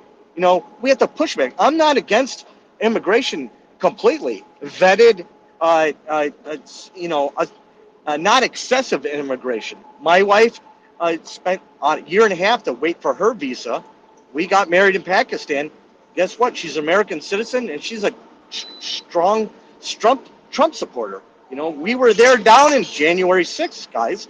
We seen that the fraud. We wanted to voice our opinions about, hey, this was wrong. We wanted to hear Mike Pence, which probably had some dirt on him, and he was forced to say, you know what, I'm not going to dispute electoral votes. But if we'd have nobody down there, whatever you guys call it, Fedsurrection, whatever, you still could have gone down there and not won over the barrier and still voice your opinions. And a wise person told me that we didn't have enough people down there on January 6th to let our voices be heard. Instead, we had enough of the feds, foreign actors, as government said, as well as Antifa there as well too. So it's important to just not just verbal, but just walk the walk instead of talk the talk. So with that said, I'll land my plane, y'all. I completely agree with you, but I want to say one thing. You had mentioned when talking about tariffs that they'll threaten to call you an isolationist. Well, let me tell you something. I got called that not yesterday, 2 days ago, by a Democrat here on X, and I told them, "You're goddamn right I am. I am 100% an isolationist, and I'm not going to apologize for that anymore. I'm not going to apologize for who I am. I am 100% nationalist. I'm 100% an isolationist, and isolationism in America means something different than it does globally. American isolationism simply means that we do not get involved with the foreign world other than trade, but that trade has to be advantageous to American industry and American workers. And if it's not, then it's not valuable trade, and we shouldn't be trading with that country. So if anybody dares to call you an isolationist, you look at them and you say, "You're fucking right I am. I care deeply about this country, and I'm not ashamed to be called." You're not going to shame me by calling me an isolationist. I have pride in this country, and I want to bring back American industry. And watch what they do. They're going to go, They don't know what to do. When you take away the words from them, when you take away and say, "Go ahead, call me a nationalist. Look what nationalist says in the dictionary. It just says that I love my country. I have pride in my country." What's wrong with that? You're not a nationalist? You don't have pride in your country? We can turn the tables around on them. Don't be afraid. That's what I created this whole thing for. It's why I'm pushing MAFA as hard as I can. I don't want good patriotic Americans afraid to say the words anymore.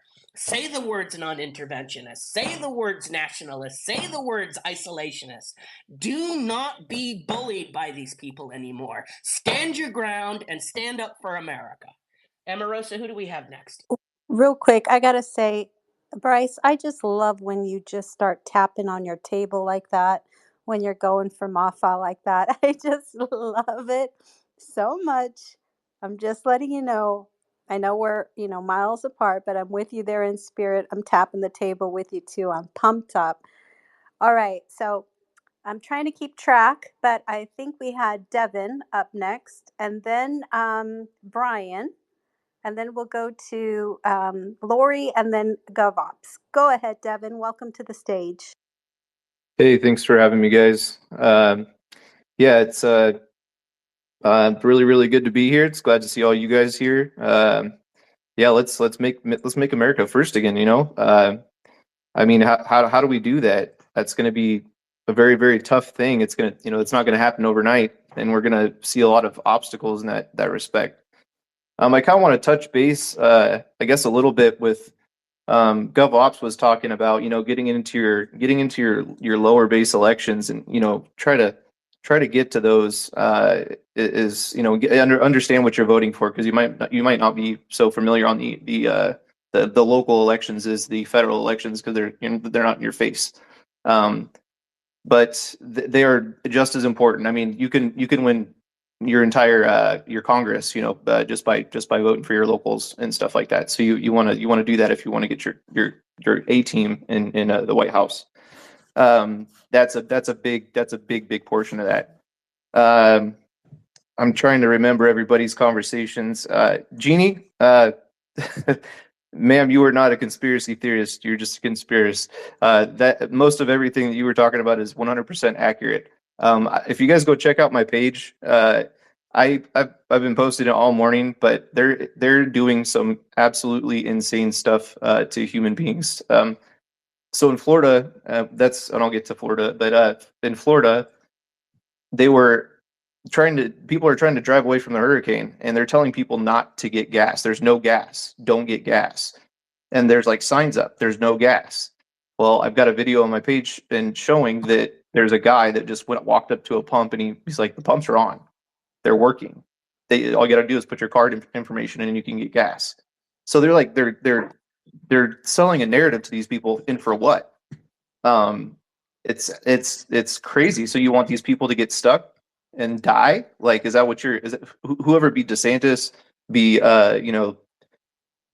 call them deep state, you can call them the administration, you can call them whatever you want, whoever it is, somebody's doing some shady stuff. It's that's absolutely accurate.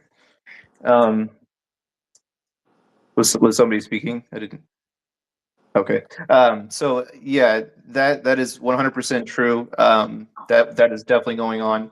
And then we have, other stuff that's going on that's going to help us make America first again, like getting Trump in office so we can start the largest deportation in American history. Like, seriously, this has to happen. Like, we cannot set this aside. Like, we are being so torn apart as a country, just through we're having talking about problems that are going on that should not be happening in our country just because of illegal immigration. We've got voter fraud that's happening in record rates. Texas is seeing some absolutely insane numbers in terms of what they've found in voter fraud. And I mean, I don't know the whole logistics behind it, but it's happening at an alarming level, and nobody wants to admit it. And the people that are reporting it don't want to admit it. But the state that I live in, they say that they've only had 8 fraud votes, if you want to say. Well, last year I got sent, or excuse me, last election, I got sent 3 ballots in different weeks, 3 different ones. I didn't really think anything of it. I just thought, well, maybe they misprinted or something and sent me an extra ballot or something like that. But this election, it makes so much more sense. So that was probably to get an extra vote out to somebody. It doesn't matter who. Even though I'd already sent in my first ballot, cast it off. And then this election, I realized, wow, so they're doing that. That's actually a real thing. The other weird thing about that whole bit was the same weeks that the mail would come in, everybody's mailbox was open in the neighborhood. It was like they were like, it's open door. Go ahead and grab the mail from it. Like, you're not stealing at that point. It was open. It's like whatever is going on in that scenario, that's part of the problem. It's absolutely insane. So yeah, we've got to get illegal immigration, taken care of. We got to get manufacturing jobs back to the United States. We got to have tariffs back in line. We got to be taxing the shit out of these other countries that are hitting us really really hard with tariffs as well. And it's going to be a long process. But I think November 5th, I think we got this as long as we keep pushing. I really, really like that was the other thing that the United was talking about. He's going out there and getting people to vote. That's really, really awesome. Doing good work. And I mean, anybody else that's out there doing that kind of stuff, that's super, super important. I don't, I like Charlie Kirk. He's out there at college campuses and he's registering young voters and he's getting the young vote for people coming into the Republican Party and like showing them truth, and understanding logic. Like this is what you're being indoctrinated for, and yeah, the education. Like that's we're not making America first by indoctrinating our people with crazy narratives. It's just ridiculous. So I don't know. I don't think I have anything else really to add at the moment. Thanks for having me. Devin, thank you so much for speaking. That was absolutely spot on. And we are all leading by example. There's so many great warriors right now that are leading by example by putting America first. Charlie Kirk, Scott Pressler, which by the way, he popped in here for like a minute. I nearly had a, fangirl heart attack. But he popped out. But the beauty of this is we are living in such a monumental moment in history. Thank God we have Elon Musk who has given us this space, this place to have our freedom of speech protected. And I mean, look, here we are having a talk about America First, and you never know when Scott Pressler or Charlie Kirk hops on, and it's, we're all fighting and we're all in this together. And this is what inspires me each and every day to have more and more pride and love for my country and the American people. We are not giving up. We are pushing ahead. So, Devin, thank you for coming up and speaking. And I hope to see you more often in these spaces because, your voice is important. And we love hearing from you. Now we got to go to Brian. Brian, welcome to the stage. Thank you for being here. Hey everyone, what's up? What's up, Brian? I mean, Bryce. It's been a while. And yeah, what I wanted to say about the whole American thing, I think it's a great idea because I always used to get stuck with saying, because me, I come from a multicultural background, which being like from South America and then from the Caribbean, like Jamaica, Cuba, and Panama. But me personally, even though I'm proud of my heritage, but I always knew that since I'm in the North American continent, America comes first before anything else. And for a while, I've been, accepting the fact that I'm American first before anything else. And kind of forgot what else I was about to say. Yeah, just wanted to pop in and check in and say that, and that was about it. Brian, it's wonderful to see you again, my friend. I am so glad. Listen, there's nothing wrong with being proud of your heritage. Heritage is great. Learn about where Yeah, you came from. But understanding that you're American before anything else and saying that you're American is the most important thing we right. can do. And Yes. we need to do that for not just for ourselves, but for the children too. We need Uh-huh. our children to be prideful about where they come from. Yeah, Kennedy said that only 17% of the people graduating high school right now appreciate or value being an American or have pride in being an American. That's a crime, in my opinion. This is the reason yeah. why we need to strip the Department of Education away from the federal government. We need to abolish that shit. Makes me And sick. we need to give it back to the localities because I'm going to tell you, I trust the parents and I trust the local governments to do what's best for their children than I do the federal government. I don't trust the federal government. I don't trust them to run anything, let alone our school systems. Good golly, Right. Miss Molly. Yeah. And also, I'm always gonna go back to certain places like countries and stuff to where, like I'm proud of my heritage, but that doesn't define who I am as a person. I love the food and I love all that good stuff.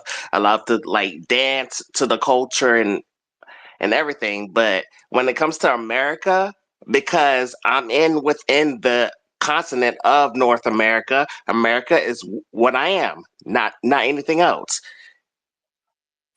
Even You listen. I make all of my great grandfather's recipes that he got from his father and his grandfather, and a lot of them are Italian food, right?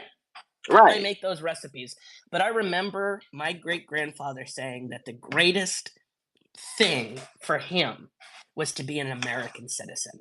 He said that there was no place else he would rather live than the United States of America because there is no This is place the else comment that I was was going waiting to for. let somebody like him make it in this world. That man was able to literally, he had 9 children.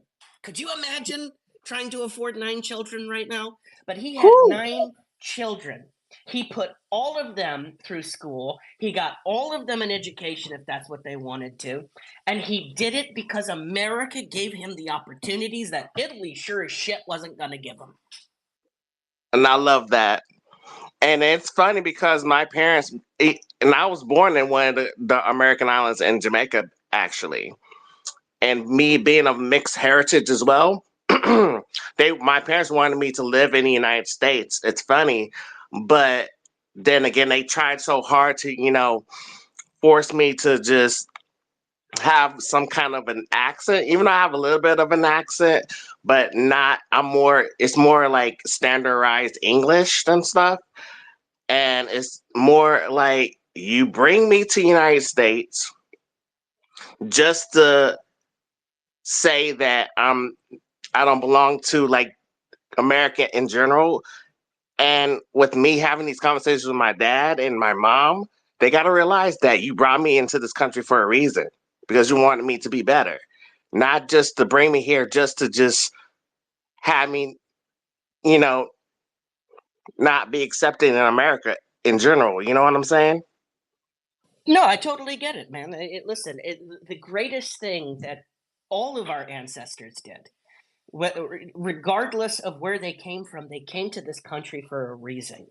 They Right, realized that somewhere along the line, the country that they are in is not going to give them the opportunities that America will give them. This is why we still have so many people trying to get into this nation.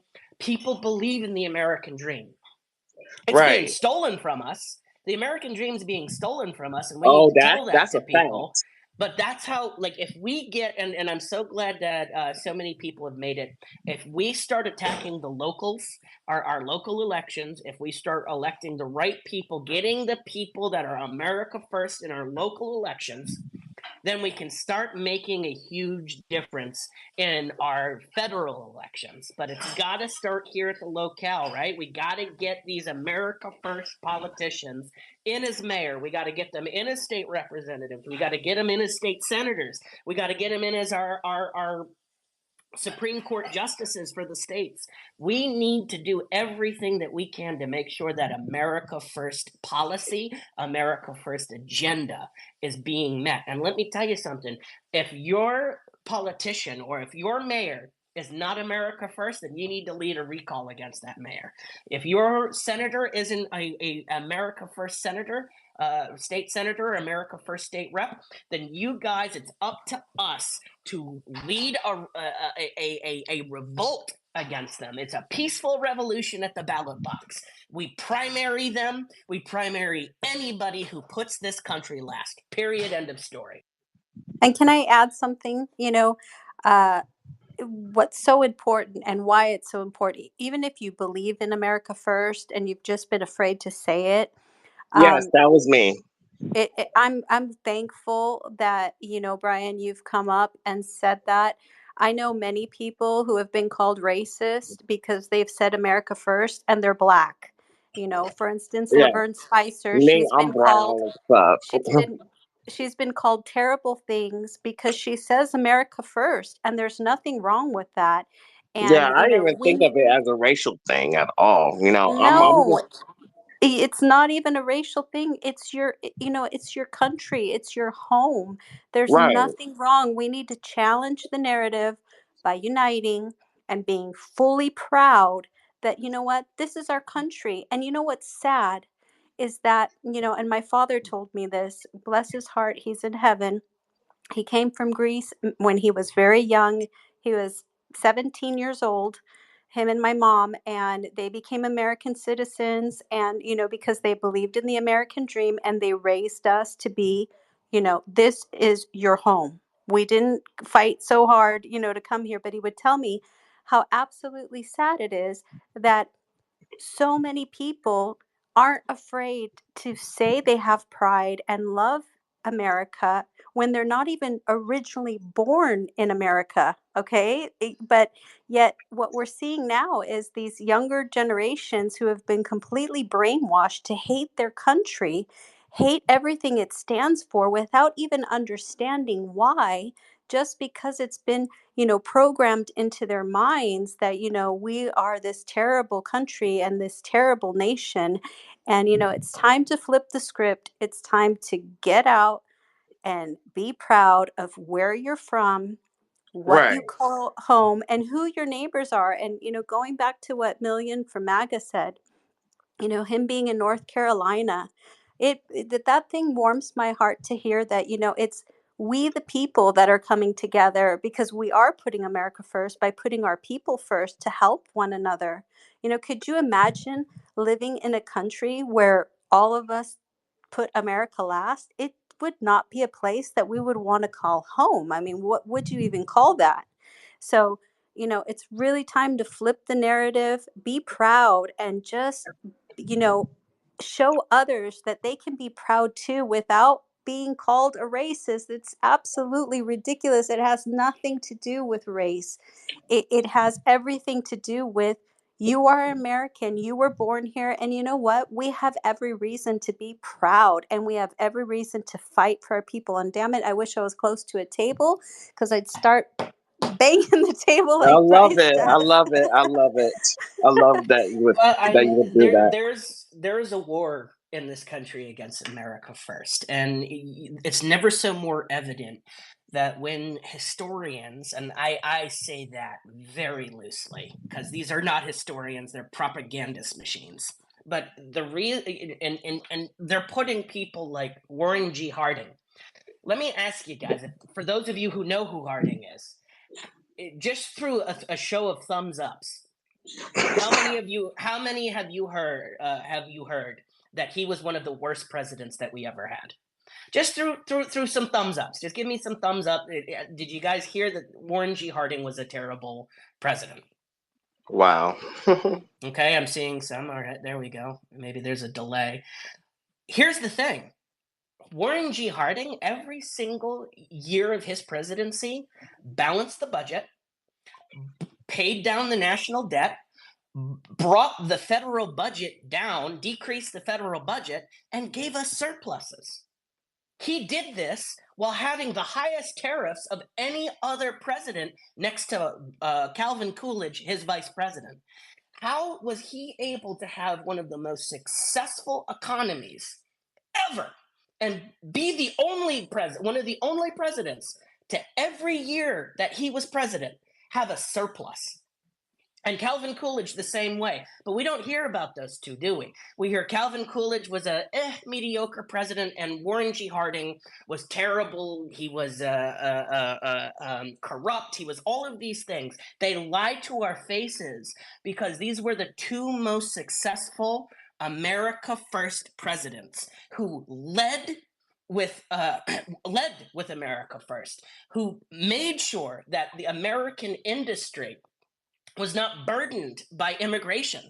This is what we need to do. We need to go back and we need to put Warren G. Harding's immigration bill back into action. We need to put the Per Centium Act back into law that states only 3% of the population from the census of 1910. And we should just do that across the board. And there is no negotiation on that. It stays with 1910. And once that has been met, we close that shit down. You're not allowed in. And we're done. You wait till next year, maybe we'll have some room. And the reason that I say that, it's not xenophobia, it's not racism, it's not any of that. I don't want American workers having to compete with foreign workers. It's not right. It's not okay, and we need to start saying those things. It was a one time in this country where our president would actually say this. Warren G. Harding got up and made a speech that said American workers should not have to worry whether or not they're going to have a job because of a foreign competitor. And that wasn't considered racist. He wasn't. In fact, he tried to pass a civil rights bill that the Democrats completely destroyed. We need to take back our American pride. And as Republicans, if you're a Republican, that kind of conservatism that Harding, Coolidge, and McKinley had, that's the kind of Republican that you should want to be. I'm not saying that, Ronald Reagan was a bad guy, but he was a globalist. I'm sorry. We need to come out with those facts. We need to call facts what they are.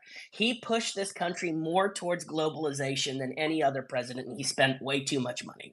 George Herbert Walker Bush did the same thing. George W. Bush, oh my fucking God, that guy, was a travesty. Finally, we have somebody like Donald J. Trump who is saying we need to put the American worker force first. We need to put American industry first. We need to close our borders because we need to have borders. We need to have laws. We are a country of laws. That is what I want to hear. That is that Americanism of the 1920s. It's not racism. It's not it's not xenophobia. All it is saying, I am putting America first because my interests are the American people. And I say, God bless that. God bless anybody who will put us before Ukraine, us before NATO, us before the UN, us before Israel, us before Taiwan. I don't care what the country is. I want us to be before it. And I know a lot of you are going to say, okay, he's anti-Semitic because he just put Israel in that. No. I 100% don't give a shit what Israel does in the Middle East. What happened to them on October 7th, they have every right to do what the hell they want to do. I don't want America involved in it. I don't want us paying for it. I don't want us giving weapons. I don't want us doing any of that shit. I don't want us involved in the foreign world at all. I want to go back to what George Washington said. We are not going to get involved in foreign entanglements. Their wars are not our wars. We're here to trade, and only if that trade is advantageous to us. And if it's not, well, then you can go screw yourself, and we're not going to trade with you. And if it forces us to be a little bit more self-sufficient, if it forces us to have to hurt a little bit to go back to those things, well, then I say that hurt is what's going to make us great again, right? It's through our struggles that America becomes great. America, every time it's had to struggle, America, every time it's had to do something that it goes against the grain, it has made America better for it. Amen. Amen. See, Yeah. that's how it's done. Thanks for having me. Thank It's good to you. see you, Brian. All right, we have up next Lori and GovOps. Go ahead, Lori. Welcome to the stage. Hi, great space. Very nice to meet y'all. I've been listening to y'all while folding laundry, and it has been wonderful. I wanted to talk about GovOps. I'm an election investigator and citizen auditor, and we have been involved at the local level for the last 4 years. And what we discovered was we're not just supposed to vote, we're supposed to count our votes.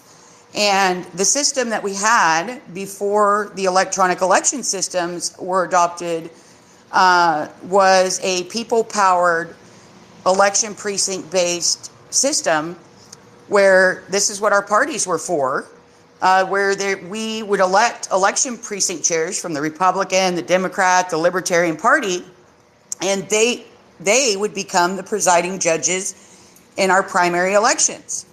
And they picked 10 of your neighbors. Each party picked, 5 to 15 neighbors to be appointed as clerks. And these neighbors counted our ballots. And if we were able to see this, because Texas did not delete the non-electronic election code. So you could kind of see how a new system was created, a new form of government was created. And so we were able to go back and say, well, what does our Texas Constitution mean by in all elections by the people? And we went back before.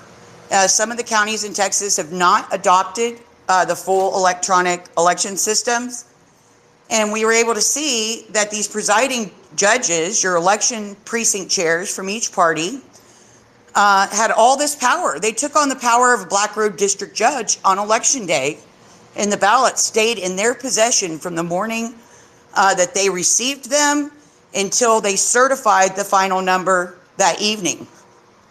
And for our convenience, our counties were broken up into 4 to 8 commissioners' courts, precincts, and then those were divided into our election precincts. And each county commissioner had a certain number of election precincts under their jurisdiction. This was our constitutional Republican form of local self-government. We didn't have an election department. We were the election department. It was the people.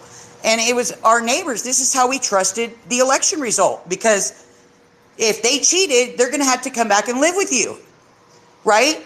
And so all political power belongs to the people. It's inherent in us. It makes no sense that any third party is involved in the counting of our ballots.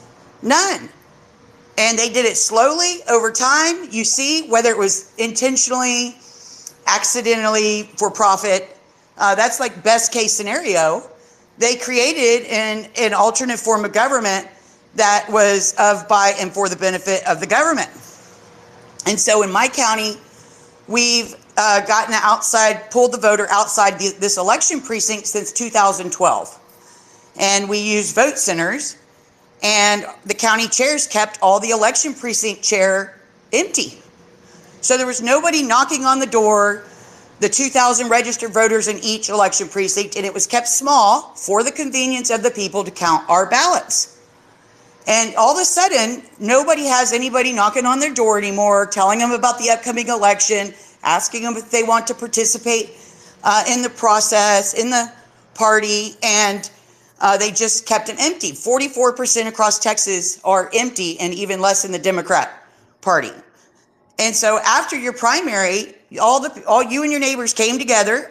Republicans held their election, Democrats held theirs, and then the county chairs would submit a list of these presiding judges to the clerk, and with the clerk in the county commissioner's court, they would appoint the presiding and alternate judge of our general elections. And these people had to be in your election precinct. Nobody in precinct 268 could be over here unless it was an emergency. And then the Secretary of State could say, hey, we have this is only 3 people that live here, and we need 5, right? Or something like that, which you wouldn't need. But there is room for the Secretary of State to act in an emergency. And so here you were with your neighbors, and they hand counted their ballots, and they certified them that night. And these people said there was no problem with counting 2,000 ballots by the end of the night.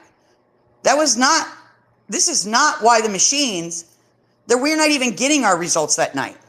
And so if you go back in your statutes in your state and read your Texas, your constitution for your state, and go see if y'all had election precincts where the people conducted their business in your state before the electronic election systems came in. And I recommend that you call your county chairs, whether you're a Democrat or Republican, and say, you know what, I volunteer to be an election precinct chair because we want to hand count the 2026 primary in both parties. I'm like encouraging anybody, hey, if you're a Democrat, please become an election precinct chair, because we need both, right? In the general elections, we need trusted neighbors that are of all parties to be the guardians over our political power. And it's ours. It's ours. It's nobody else's. It's not ES&S's. It's not Dominion. It's not Hart. We are the only stakeholders of our political power. And we have been alienated and disenfranchised from our primary duty. And we need everybody to go be an election precinct chair. So Thank y'all. Thank you, Lori, for coming on here. It was brilliantly done. Amarosa, before you say who is the next speaker, I want to give a shout out to somebody that I hope doesn't mind this. But there is a really amazing profile on X, and they are big time America First. They're big time making America First again, and that is Scout. It's at the Thomas Jefferson 1819. Wonderful profile. All pro America First. Huge patriot. Please give Scout a follow. I don't think that you will regret giving that follow. So, who is next? We've got GovOps. Welcome back, GovOps. You still there? Oh yeah. Hey, sorry, I'm working a little laborious job today. The best work you can do. Yeah, so I was listening. There's a few different things that I wanted to respond to. One of the first ones is, well, I would like to just say, like, as far as Bryce, I think Bryce touches on a lot of these issues ultimately in the long run. Those long run solutions are a lot of what Bryce is hitting on, because it's like a lot of this isn't supposed to be this way anyway. As far as the elections go, when the elections actually take place, no matter where they're at, whoever's on the ballot actually has a right to have representatives at every location that's counting the ballots. So that's what the rules are supposed to be. COVID really manipulated and changed that in 2020. I don't think I know anybody left in the federal government that doesn't think that 2020 was not what they call outcome determinative, but they believe that there was definitely fraud. But I also want to touch on, the conspiracy theory element. And I know I make a lot of enemies when I start talking about some of the policies, processes, procedures. So the one guy mentioned earlier, I think it was Devin, not sure. He mentioned about the gas station. I looked into that one because that was a widespread video. One thing that happens when a state of emergency is declared, the state itself will sometimes shut down gas stations that still contain fuel in order for emergency services later on to use that fuel after the event actually occurs. And in this case, I can't say for sure that that's what happened, but FEMA has that authority. The state of Florida also has that authority. And from analyzing the video, it does look like the pumps were running slow. So the station was either out of fuel, period, or it was they turned the pumps off because they plan on turning them back on after the storm, after the emergency has actually taken place. A lot of the problems that we have are because of overreaching and spread out authorities that don't make sense, and there's not a lot of accountability. And I think that's a lot of what Bryce is constantly hitting on, is that this entire like system that they've created is really not what it was ever intended to be. And until we start to claw back at some of those powers, which is the most difficult thing to do once you give up power, is to actually get it back. And but yeah, I just wanted to touch on that.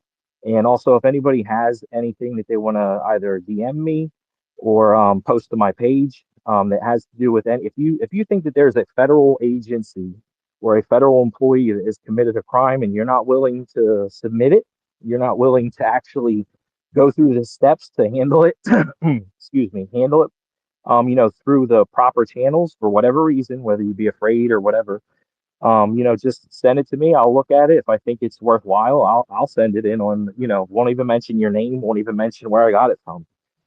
Because one thing that we definitely have is we definitely have criminals sprinkled all throughout.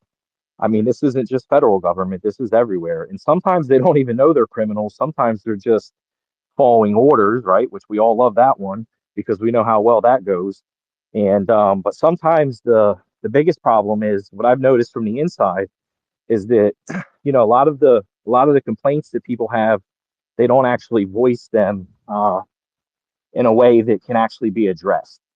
So if there is anything, go ahead, DM me or post it to my page. And if anybody ever has any questions, as well as Bryce or anything, I spent a lot of time working in the federal government. I'm also a military veteran.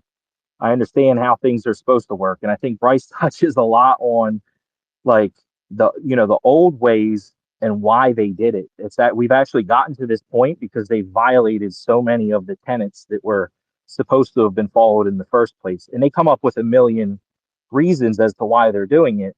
But I think what the last person that was just talking about doesn't realize is that this was both parties. This was a uniparty. They decided that if they were able to control the votes, that they could hand that baton back and forth, and that that's what they would continue to do. And I think Trump was the first wrench that was truly thrown into that, a true outsider. And the problem with when he got the power is he didn't actually know what powers existed. I still don't believe that they've ever actually allowed him to know most of the stuff that, deep insiders would know. Like when you have party affiliates like that are being installed through the Democrat Party or through the Republican Party, you're not just carrying on your knowledge, you're not just carrying on all that, you're carrying on. So every time they transfer power, they replace a lot of these heads of these agencies and a lot of these specialized programs. Nobody in the next administration will know unless they actually let them know. And I think that's another important point about whether or not people should submit tips. I always tell people if you think there's a crime and it's federal, I know people don't trust the FBI, but if you submit it, it becomes a permanent government record.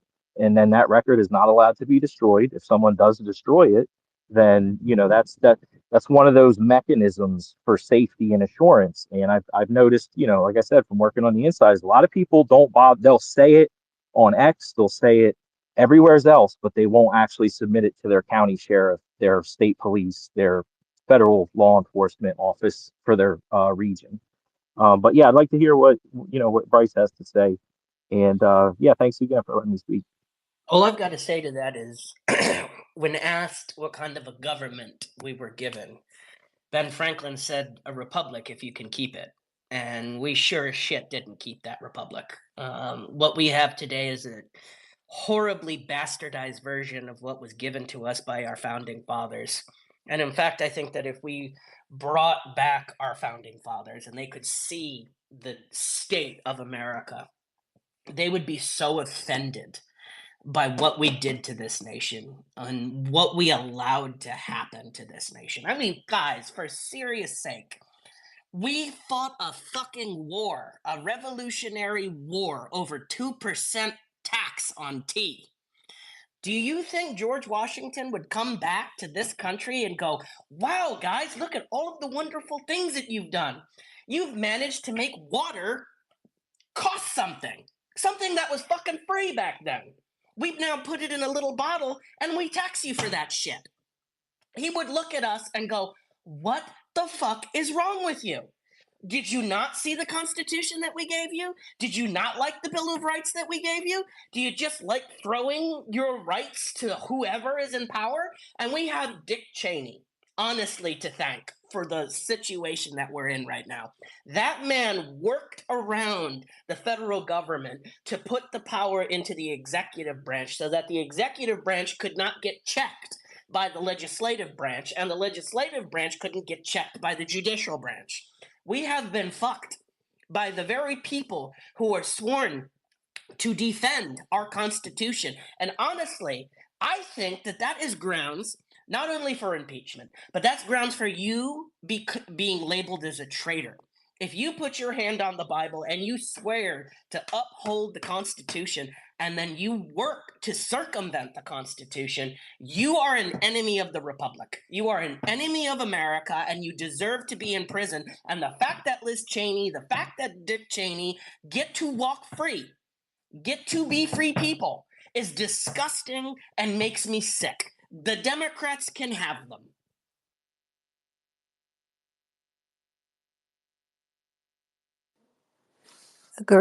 Agreed.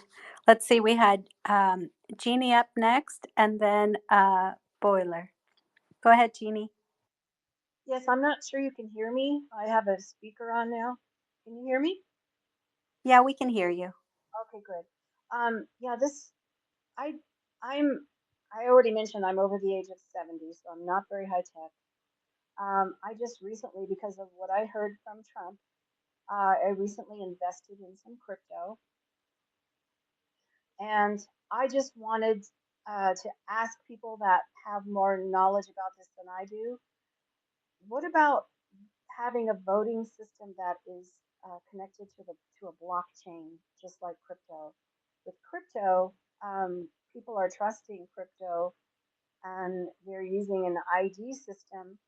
And why can't we use that same system where people can just vote from their own home, or maybe even have, if you don't have tech, have a trailer pull up to a community center where you can walk in and vote and do it through a blockchain where it can't be changed. That's all I wanted to say. I didn't know if anybody else had any information on that. Thank you. So, Jeannie, like I said, I support volunteerism, right? I support people being able to choose what kind of currency they want to use in this country. I think it's a beautiful thing. I will say that the one thing that I have, the problem that I personally have with cryptocurrency is that it's all automated, which means it's hackable. Now, one thing I can tell you is gold and silver, you can't hack that shit. You can't go into your computer and steal my gold and steal my silver. That shit is wherever I place it. So while I think, yes, I think we should put things on blockchain. I support blockchain. I also want to make sure that the mechanisms that we have in order are good so that they can't be hacked, things can't be changed. Like, these are the things that I have a problem with when it comes to these like automated voters where you can go on, press an iPad and choose which person that you want. I don't trust that America has invested correctly in being able to maintain these things and that they're not hackable. Our government's constantly getting hacked. So until that stops, until other foreign countries cannot hack us anymore and we're hack proof, I'm a little hesitant about it. But I see what you're saying. I think I like the idea of bringing trailers out. Hell yeah. Let's bring trailers. Let's bring actual, pieces of paper where they have to, fill in the bubble. And let's bring the trailers in and then we'll count them by hand. I'm sorry, but automation, technology is great, but it's also a detriment to society at the same time. And if you want to hear from somebody who basically gave birth to our modern era, look up Henry Ford. He gave birth to this modern technology era. And one of the things that he said is, it was one of the biggest mistakes I ever did, was push this country into a technological boom, and we have lost the ways of old.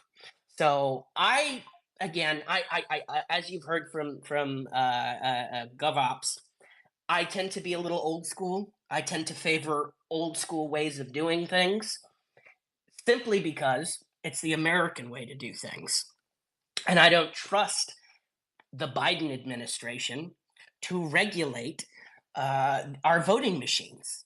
I don't trust the companies that are owned by BlackRock to tell me that once I press Trump on that iPad, that it's going to stay Trump on that iPad. I don't trust BlackRock.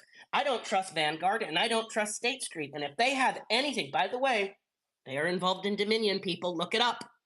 I'm not saying that Dominion tried to change the outcome of the election, but I do know for a fact that BlackRock has their hands in it. And anytime that I see BlackRock having their hands in anything, it puts up an immediate red flag. Those people are trying to take over this country through forced pandemics, through the WHO, through the WEF. They are trying to force us into a global community. Oh, and we've got to stop it, man. Like, if we allow this to continue to happen, revolution needs to happen in the streets.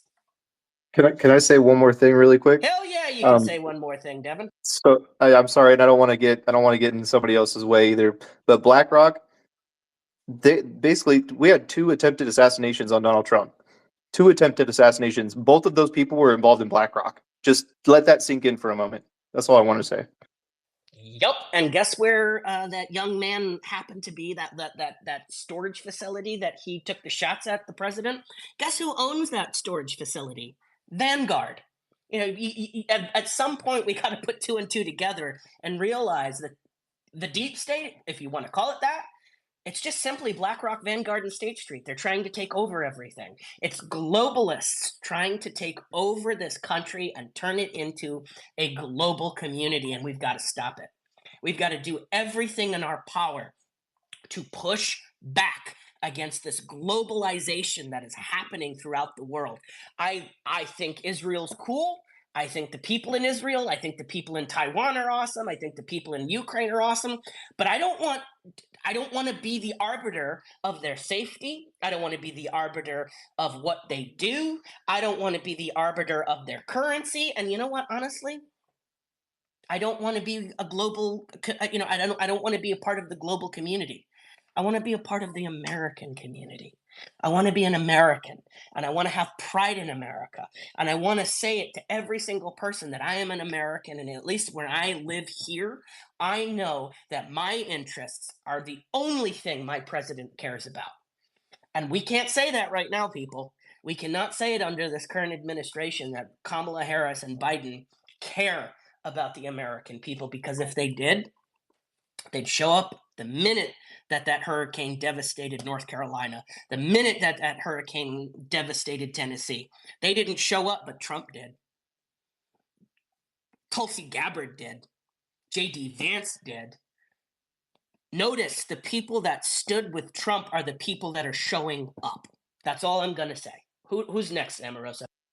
We got Bowler, and forgive me if I'm mispronouncing it, and then Urigo. Welcome to the stage, Bowler. Thank you very, very much. May the Lord bless all of you for your space. It's very interesting. And your love for your country is beautiful. You are a blessing from Israel.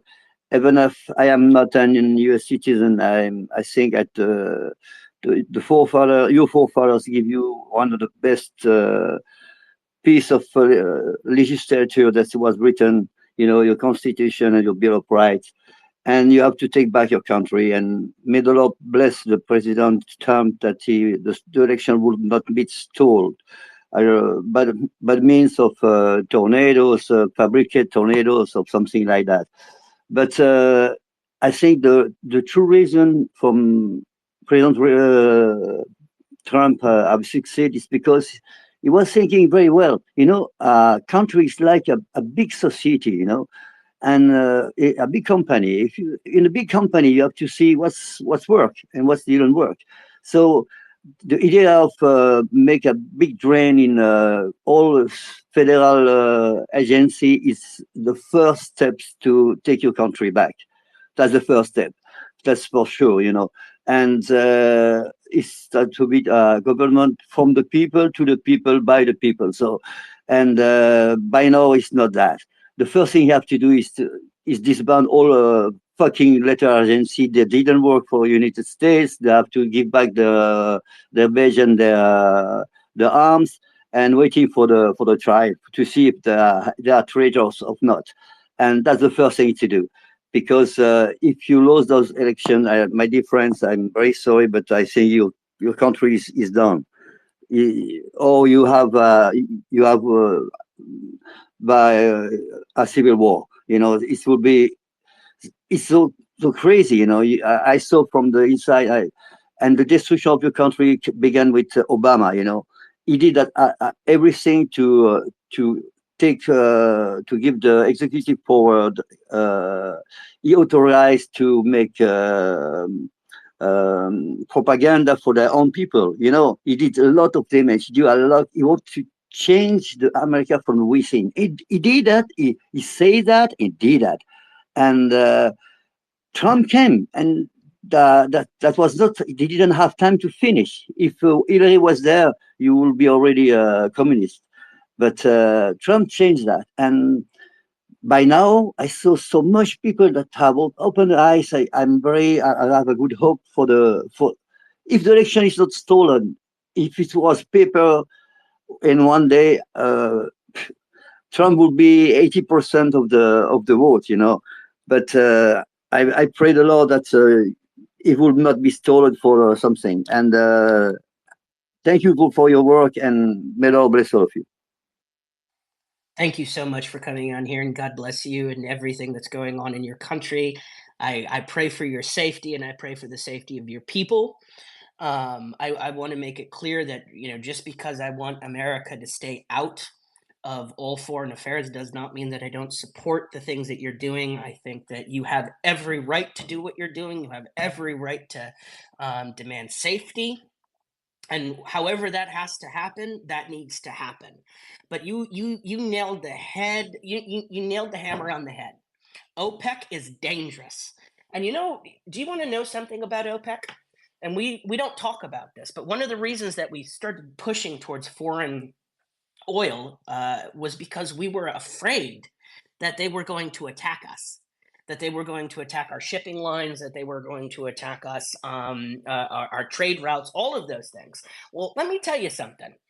To all the OPEC nations, I've got at least 1,000 tons of nuclear weapons. It says you're not going to do shit to us if you try to touch anything. We should wipe you off the face of the fucking earth. We shouldn't be afraid of these countries. We have so much oil here in the United States. We just found $1.9 trillion worth of oil in Texas. Guys, in Texas, 1.9 trillion hasn't been tapped yet.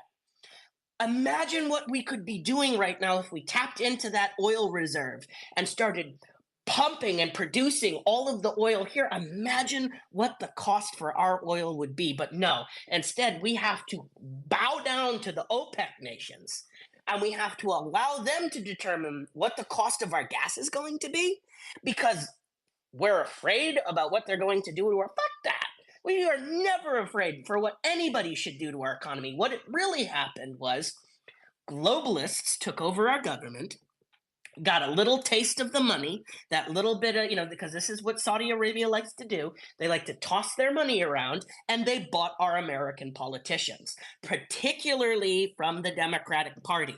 You notice the people that push the OPEC nations are Democrats. The ones that don't are Republicans, because OPEC bought the Democratic Party.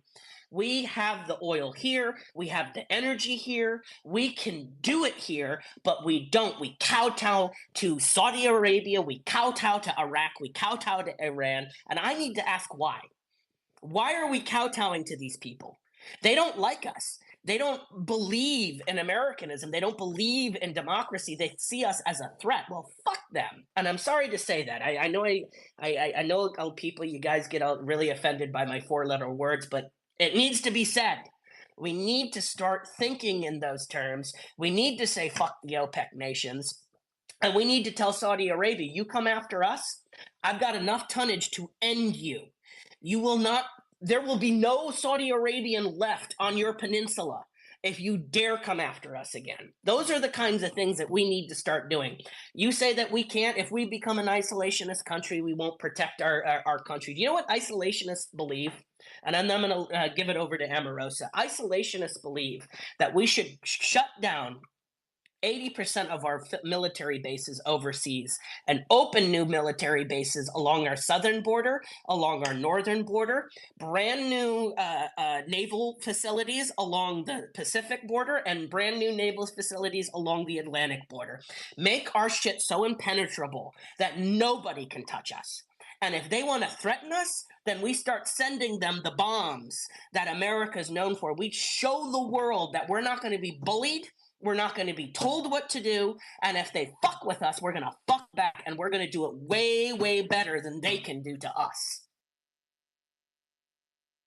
That's right. And you have to ask yourself and ask others when they question you. You have to just come back and say, yeah, what is wrong with that? What is wrong with us standing up and fighting for our country and for our people? Straight up, just what is wrong with that? There is nothing wrong with that. Do not let them try and twist and manipulate the narrative, because you can clearly see that this is happening if we allow it to happen. If we continue to allow it to happen, we are sitting on the sidelines and we are complicit. So, right there with you, Last Bryce. time I checked, Amarosa, this is an American nation. This is not an Islamic nation. And That's right. guys, I hear it here in Michigan. I want to tell you that it's happening here in Michigan. We have people that are saying death to America in Dearborn, Michigan. We have them screaming out these things, horrible things that are saying death to America. These people, if you want to say death to America, we're deporting your ass. We're sending you back. And I don't That's even care if right. you're an American That's citizen. right. I'm sending you to Gaza because you obviously don't want to be here. If you don't want to be an American, then fuck you. You don't need to be here. Go to Canada, That's go right. to Mexico, go live somewhere else. By all means, Rob Reiner, you've been saying it for years that you're going to move to Canada. Fucking do it. Go, leave, please, leave us. We'll buy you a ticket one way. Just go on and get out of here. All right, Rigo, come up on board. What do you have for us? Hey, Bryce, thank you for letting me co-host. I just been letting you, listening to what you guys have to say. Something really important, our right to privacy, and I'm gonna touch on a couple issues because I've been listening. So, the right to privacy, as Americans, it seems like we don't care about that anymore. We've given it up. We have computers, handheld computers in our hands. They could track everything we do. Part of being an American is being able to have your freedom, right to privacy. Now they have us everywhere. And give me 1 minute. My son's gonna.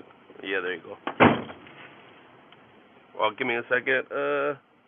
Yeah. So the right to privacy, and we've given that away. I'll tell you, we have a computer in our hand.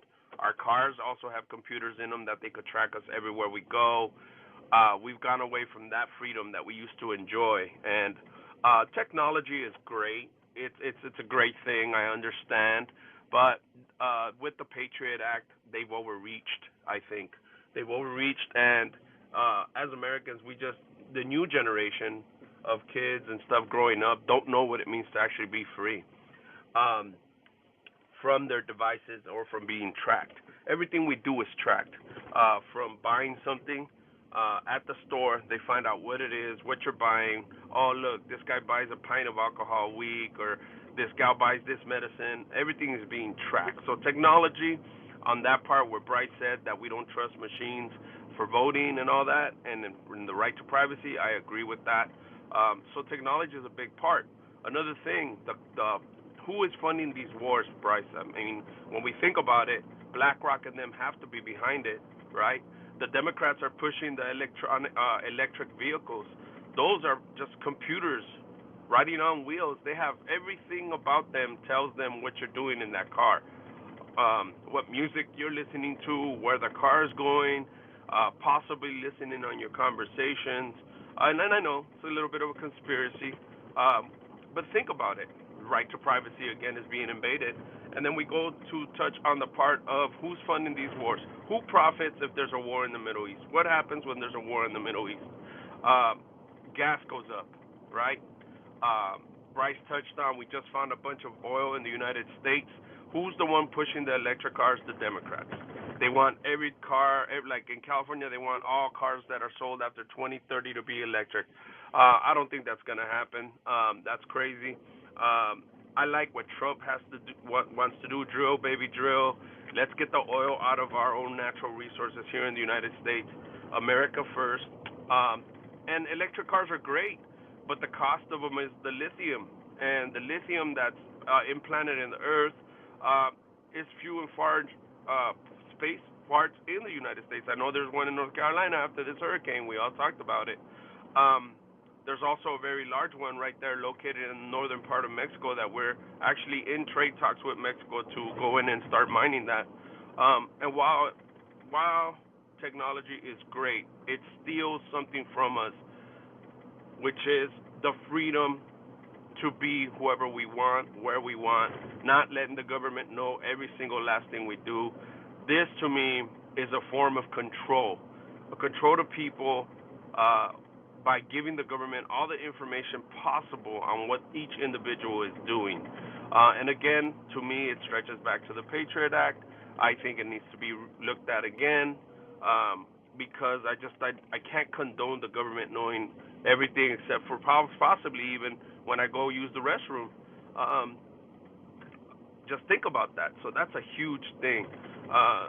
once we open that main that pipeline again that was shut down by the Democrats, hopefully energy costs will go down, gas will come down, manufacturing will go up because the cost of energy will be reduced. So these are some of the things that I agree with you on, and I just wanted to touch on that the right to privacy. I'll give you guys an example. Every now and then I leave my phone. I drive an older model truck, doesn't have Sirius on it, and I took it off. It came with the Sirius thing because I don't want the government knowing everything that I do. It's not their business, it's my business. I go and I buy something at the store. I buy it cash sometimes. I don't use my ATM card. I do these things on purpose because it's my life, not their life, as an American, and the right to be free in the United States. So just my 2 cents on that, and a great space, and I'll help you out as long as we can. We got some requests. Go ahead, Miss Amorosa. All right, all right. You know what?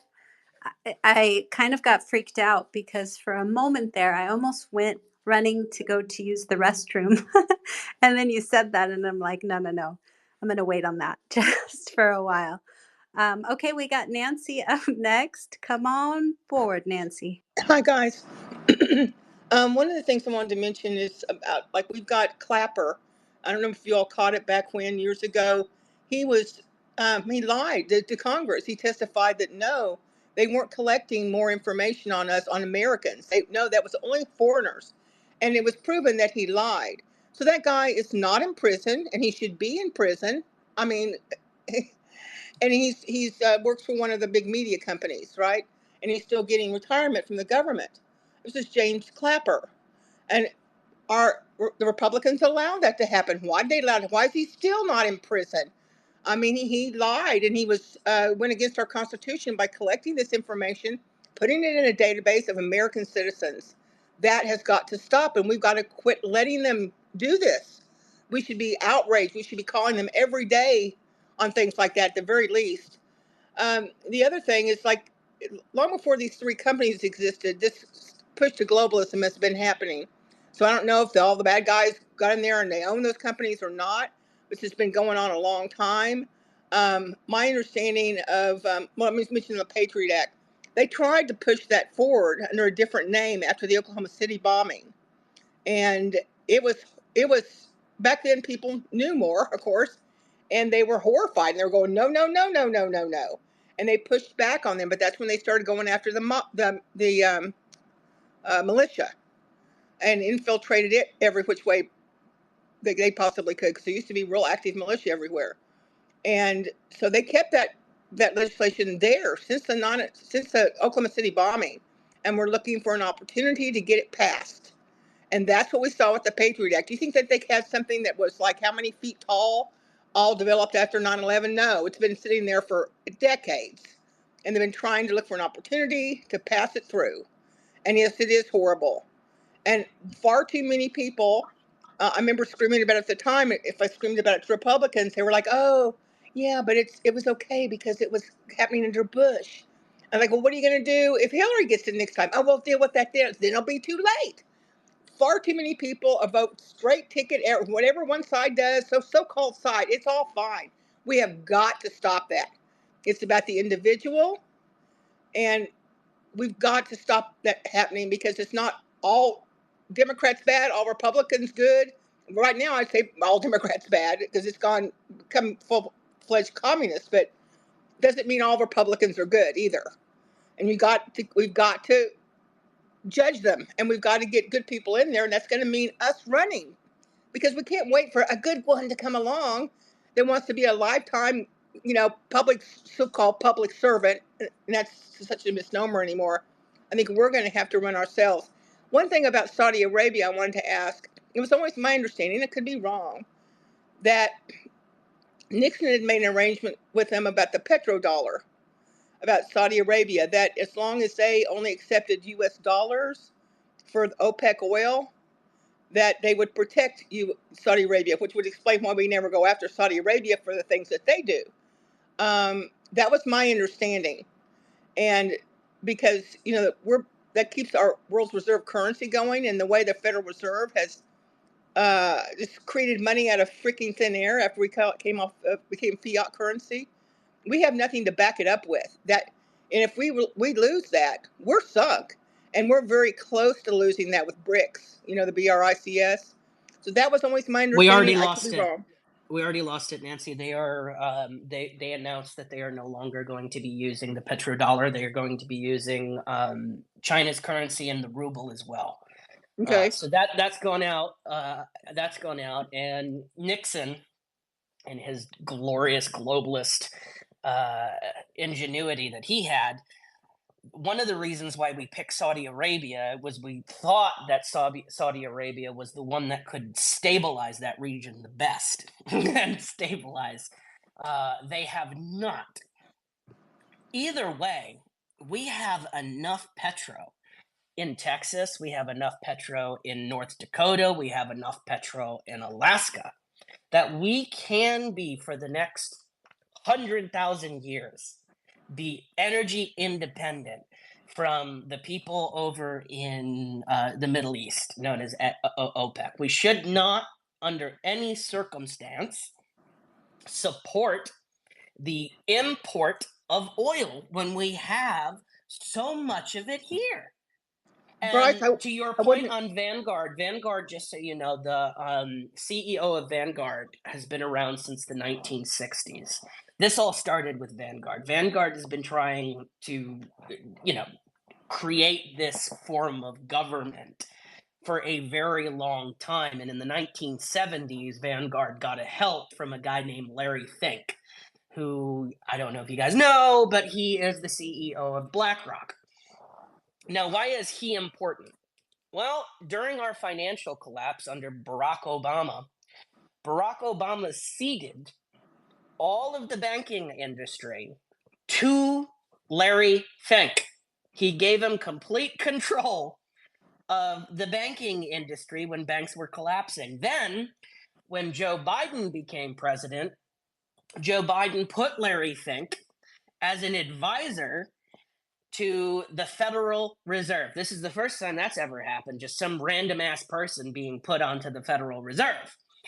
So this has been going on for way longer than the 1990s. Vanguard has been plotting this out since its inception in the late 1960s until they finally were a corporate power in the 1970s. I'm going to end it with this. My favorite thing is, look at the wealth and the money that BlackRock, Vanguard, and State Street hold between them. And what you're going to find out is that is the wealth that they have through our 401ks and what have you, totals to about $35 trillion. I ask you, what is the national debt of this country? And then look at that number, and I want you to tell me that something isn't fishy, because it sure as shit is. I'm not saying it's not fishy, Bryce, at all. Oh, I'm not saying that you're not, Nancy. I'm But not but saying that you're not. but let me ask a couple things here. One is that we had whoever, if you can tell me that they founded the UN, because we kept out the precursor to the UN, and then we passed the UN. The UN's been all about the world government thing since its beginning. The Federal Reserve was part of it. So I want to make sure we're getting all, because it was always my understanding that there were several groups like Brzezinski's, that kind of group. Then there was the neocons. There were different groups arguing over who was going to get all the spoils, the world government spoils. There wasn't just one faction. There's a power dynamic that I wanted to just touch base real quick with, the pardon power. That's what the presidency, that's what they're always fighting over. So a lot of people say, like, the Clapper thing, the reason that nothing happened to Clapper is because of the pardon power. So the pardon power is very powerful in the government of the state and the government of the federal government. And if somebody's committing a crime, there's not many crimes that can't be pardoned. It's only But did he treason. get pardoned? Did he get pardoned? No, you don't have to, because he's the president at the time and you're operating under him. They won't even bother to charge him. And then we don't know that there isn't some sort of initiation, as far as stuff goes. Like, can he be charged? But that's my point. But was he working for the president? Yes. Was he doing what the president wanted him to? Yes. Well, I understand that, but he wasn't officially. Understand. I think a whole lot of people need to be in prison, if not hung for treason. But I never was aware that anything came through that he was pardoned or any innuendo to it. Just that we let him loose, like we let Fauci loose, right? Fauci's Yeah, they still just loose. won't charge. They just won't charge you. If the president has the ability to, they just won't charge you at all. Like the Hunter situation, they're acting like he's not getting pardoned. I mean, no, nobody believes that. Okay, I just maybe so. One thing, last thing on the oil.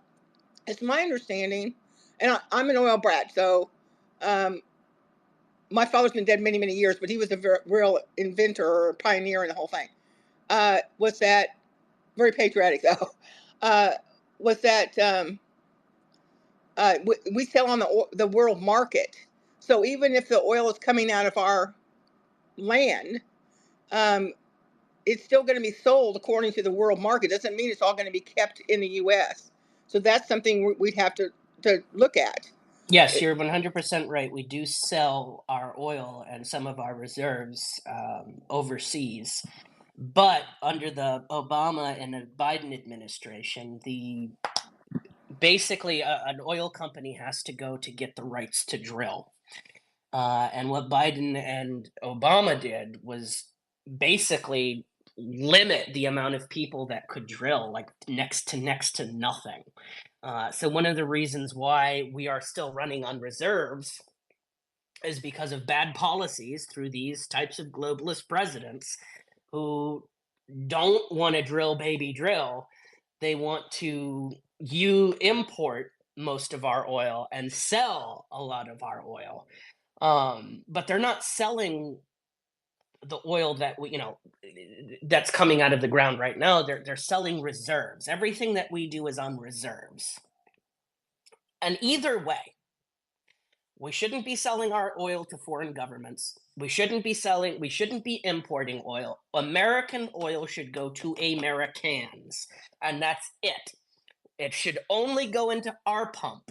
We should be self-sufficient. And I'm going to say it, we need to be selfish in order to be self-sufficient. If we're not self-sufficient, we are at the mercy of shipping lanes overseas. And we saw what happened when we're at the mercy of other nations through the I don't want to even call it a pandemic, and it was a plandemic. That shit was, we all know that was created in a lab. I'm sorry. We're just going to say it. It's a plandemic. These people planned this shit. They uprooted our economy. The largest transfer of wealth in the history of America during this shit. And we're all just supposed to take it on the chin. Guys, I'm telling you, if this would have happened in 1776, you better believe our forefathers would have grabbed their guns and been out in the street and said, "Come at me, motherfucker. We're taking our shit back." Thomas Jefferson said over and over again that every once in a while, the tree of liberty needs to be uprooted, right? Through revolution. We need to have a revolution here in this country. And I'm not saying it needs to be a violent one, but if it's not going to work at the ballot, at some point, we as a people have got to say enough is enough. And we've got the guns to do it. We've got to take our country back. We've got to take our government back. We've got to tell them no more. We've got to put an end to the globalist agenda. And if we don't do that, then we're going to become Argentina. We are next for Argentina, and it's going to be a long fucking time until we get our Javier Milei. And I'm not waiting for that shit. I'm sorry. I'm not waiting so that my country can be uprooted, destroyed, and to the point where inflation's at 200%. So finally, the nation decides to pick a Javier Milei. No. We have the option now. We have the chance now. It's Donald J. Trump in which we have that opportunity. And if we elect Donald J. Trump, we elect Robert F. Kennedy Jr., we elect Tulsi Gabbard, we elect Vivek Ramaswamy, who we really need people. We need that man. We elect Nicole Shanahan. We elect Elon Musk. I love the people that are standing behind Trump. These are patriotic Americans. They're talking the talk. They're walking the walk. But the people behind Kamala Harris, None of them are walking the walk. None of them are talking the talk. All of them are talking about a global community. And anytime I hear a global community, I know it's globalist bullshit. I know that this is not Americanism, this is anti Americanism. And we should be able to say that Kamala Harris is America last. That Joe Biden doesn't give a shit about this country and probably isn't altogether there. So I question whether or not this old man is even running our country. I'd like to know who the fuck is. Sorry, I get That's heated, right. everybody. I don't mean to use the four-letter words, but I get heated about this subject and they come out. It's passion, Bryce. It's called passion. It's passion for your country, for your people. It's pure love. Do never be sorry about that. Okay, we support you. I want to bring Hey, up a Miss key. Amorosa, will you do me a favor? Will you take over the host duty for a while? I have got to go pick my daughter up from school, and Absolutely. I want to keep this open and keep this going. So, Absolutely. I want to bring up a new speaker. American Trucker, welcome to the stage and thank you for your service to the American people. Hey, thanks, guys. Uh, hey, I want to say what I'm going to say is maybe a different route here. So, to make a statement on the name of the room, making America first again, how do we do it? I like giving credit where credit's due, even if it's somebody I don't care about. And in this case, I actually do care about. Uh, Kennedy. Let's talk about Kennedy for a second. You guys realize the credit that he's not really getting? Nobody's talking about it. And I'm a Trumper. I've been Trump from day one. Uh, Robert Kennedy, first off, when we were on the People's Convoy, sent pallets of his book, The Real Anthony Fauci, to us. I thought that was very awesome of him to do so. That's really when I started really getting to know who this man was. And I knew he was a Democrat, but when I see what Democrats were saying and doing, and then there's this guy Kennedy, I couldn't even put him in the same category. Same with Tulsi. I just never really took her as a Democrat. She said she was, but she didn't act like she was. With that being said, I think it's worth noting that Kennedy united more Democrats with Republicans in one freaking Twitter post than the Obama administration or the Biden Kamala Harris administration put together in all the years prior. So that's worth talking about. And not only that, we have guys like Bryce here that I've just started recently following when this merger happened and been looking at his posts and uh, Democrat or Republican, you Kennedy folks love your country. And I admire that because I love my country. We're not that different.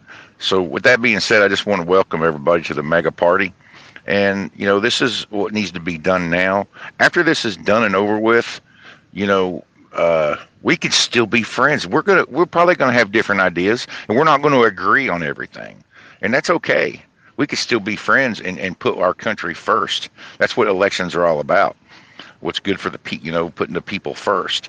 So, hats off to Bryce. I appreciate what you're doing now in these spaces, still trying to unite people.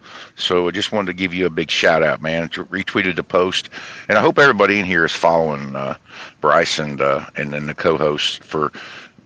This is how you make America first. Uh, I kind of lost. I'll land it here. I lost my way a minute ago when you guys were talking about all these names of people I've never heard of. I don't really care about all that crap, to be honest with you. This is what I care about: is uniting the people first because we have the power. And once we know and educate ourselves and know that we actually do have the power, none of the other shit matters. We'll fix that. But the problem I see right now is us. We don't know that we have the power, and we have the power. So once we wake up as Americans and realize that we have the power to make changes, then they can never pull this on us again. So thanks for all you guys educating the public and bringing everybody together. You Kennedy people fucking rock, and I'm glad to share my country with patriots like you.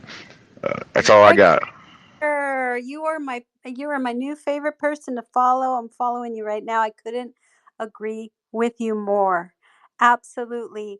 What RFK Jr. did in one moment was way more uniting than what any of the others could have even done up until now.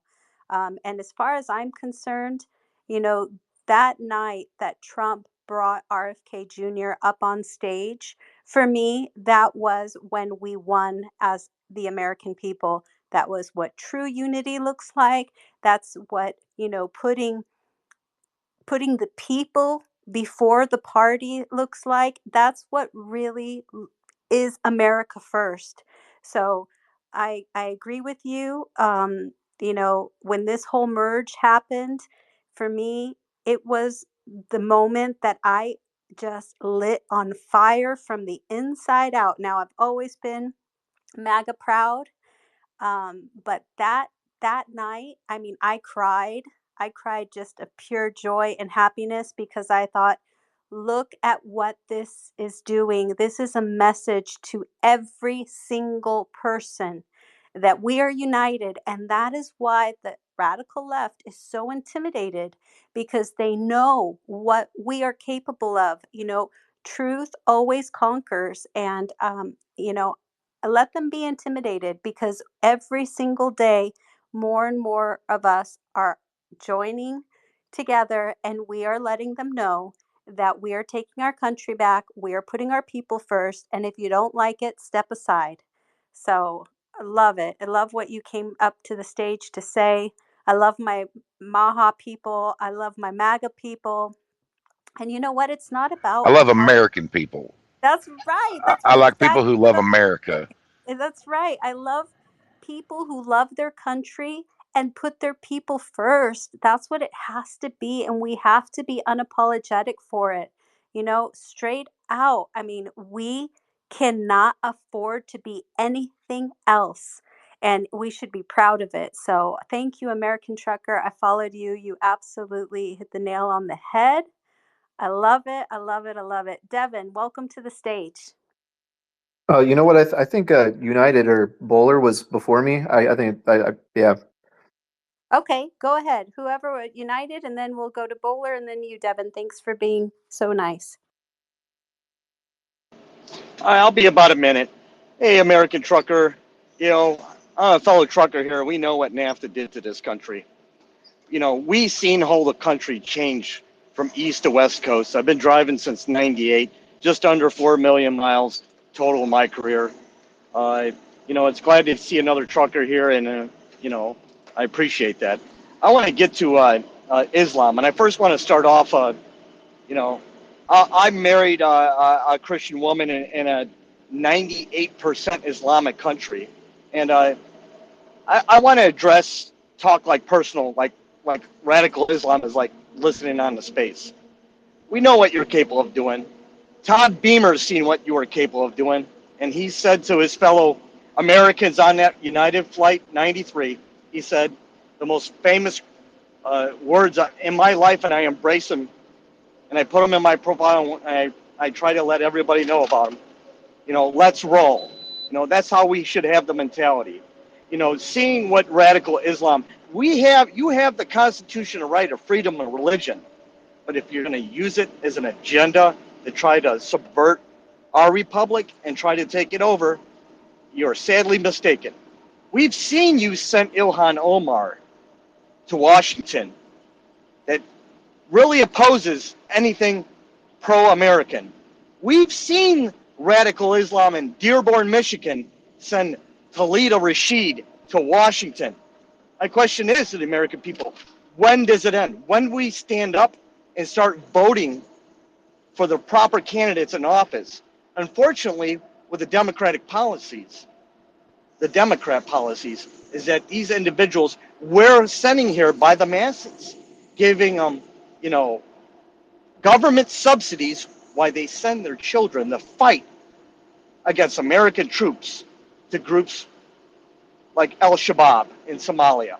We know what their agenda was in Minnesota. That's why, as a trucker, I will not. And when I was an independent, I didn't buy any fuel. And you have to hit them where it hurts, everybody. That means hit them in the pocketbook. Don't patronize them. If they're not pro American, move on. Sacrifice them. Go 10 more miles down, 100 more miles. Plan your route. I'm not just saying from a trucker perspective.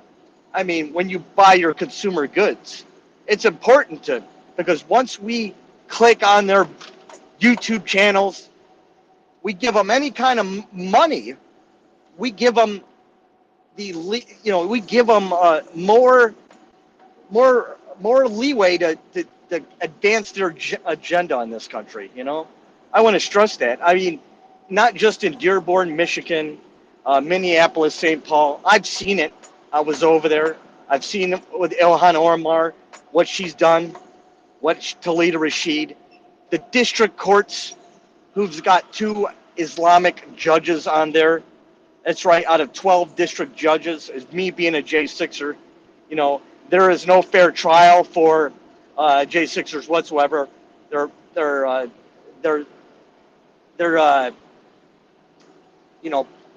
they're compromised prosecutor. They're biased judges. They're biased juries. And they're advancing in this country. And I go right back to radical Islam. I have no problem if you want to practice Islam in this country. Don't let the radicals bring you on and make your communities a lot larger and have them swaying for your votes for these radicals to go to Washington. Because sooner or later, there's going to be the majority. All they have to do is take over these small towns to bigger cities to the governor. We see what they're doing in the UK, Sadiq Khan in London. We're seeing the chaos over there, and we have to. That should be a foreshadow of things to come in the United States. So, with that said, I'll land it there. Thank you, United. Always so many good things to say, and you're right. Um, it's fine if you want to practice your religion, but you have to remember that if you're living in America and you call America your home, that means you have to put America first, and you cannot align yourself with these people, just without a doubt. So, want to bring up Bueller, and then we'll go back to Devin, and then I see Nancy has her hand up. So go ahead, Bueller. Welcome back. Thank you very much. Thank you very much, Devin. You are very nice people. Um, uh, Thank you very much for all the love and the enthusiasm you have for your country. Because Bryce and Turkey, it's exactly, you have to take a country back. Drill, baby, dry. You have so many oil that if you just use it for America, you will have so cheap oil that you can build a V12, and make dragsters. So that's the first thing that will make the all economy will feel better. The all economy is about the price of energy. So, and it's happened that in North Carolina, it's a big place with lithium, and a company wanted to drill there, and they cannot because it was private land. After the terrible hurricanes, the land can be uh, taken by the federal government, and the society that wants to drill, who has the action of it is the husband of Kamala Harris. So husband Kamala Harris and BlackRock and Vanguard want to make lithium from that desolate place, and who can give the authorization is Kamala Harris. It's so dirty. You have now with Trump, you can have the dream team. Put Trump, AFK Jr., Tulsi Gabbard, Vivek, and Elon Musk. It's a dream team. You can save your country. And I remember you to listen what the President Trump said the 4th of July 2020. It said the second Declaration of Independence of the Republic of the United States. It's an official document signed by the 50 states, signed by the Congress and the Senate, and approved by the President. It's an official document they cannot destroy. And everything is written there. Who take place in election and something, all his fortune can be taken. We can take the fortune of Microsoft. And if China do that, if we have the proof that China did something in the election, you can say, motherfucker, the billions that I owe you, you can use it to cook your chicken because it's the price of the act of war. You prefer that I kill 1 billion people? No, just use the bonds to cook your chicken, and you have no more debt. And take the money of all the dirty people, so the Clintons, the Bushes, the Obamas, the man authorized, he put 2,000 Ethiopians, Somalis in one place to take the country. It was rules. It was a law that not allow somebody who is Islamic to have any post, because in the Islam is one of the fundamental things. In Islam, they don't recognize the law of the land. Is no law of the land. The law for Islamic is the Sharia. That's it. They don't recognize boundaries. The whole world is divided in two. You have the Dar of Islam, the territories the Islam has conquered by force, by sword, by corruption, by numbers. They make more children. And the second is the Dar al-Harb, the world of the war that the Islam have to conquer, because the goal is to conquer and put the whole world under the Islamic rules. That's the goal. They say that. It was a law that not allow Israeli people to be even president of his association. He cannot swear nothing on the Bible. He didn't believe it. He didn't believe in the Constitution. It's forbidden for him. It's something against, but they are the art of lies. They call that takia.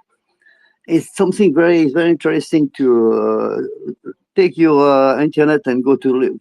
Takia is the art of lies. You can lie to the kuffars, to the not believers, the Jew, the Christian, Buddhist, everything who is not Islamic. And you can lie to them if you can make them feel comfortable, and you take over and you overturn. They never make peace. They make udna. Udna is just, I'm weaker than you.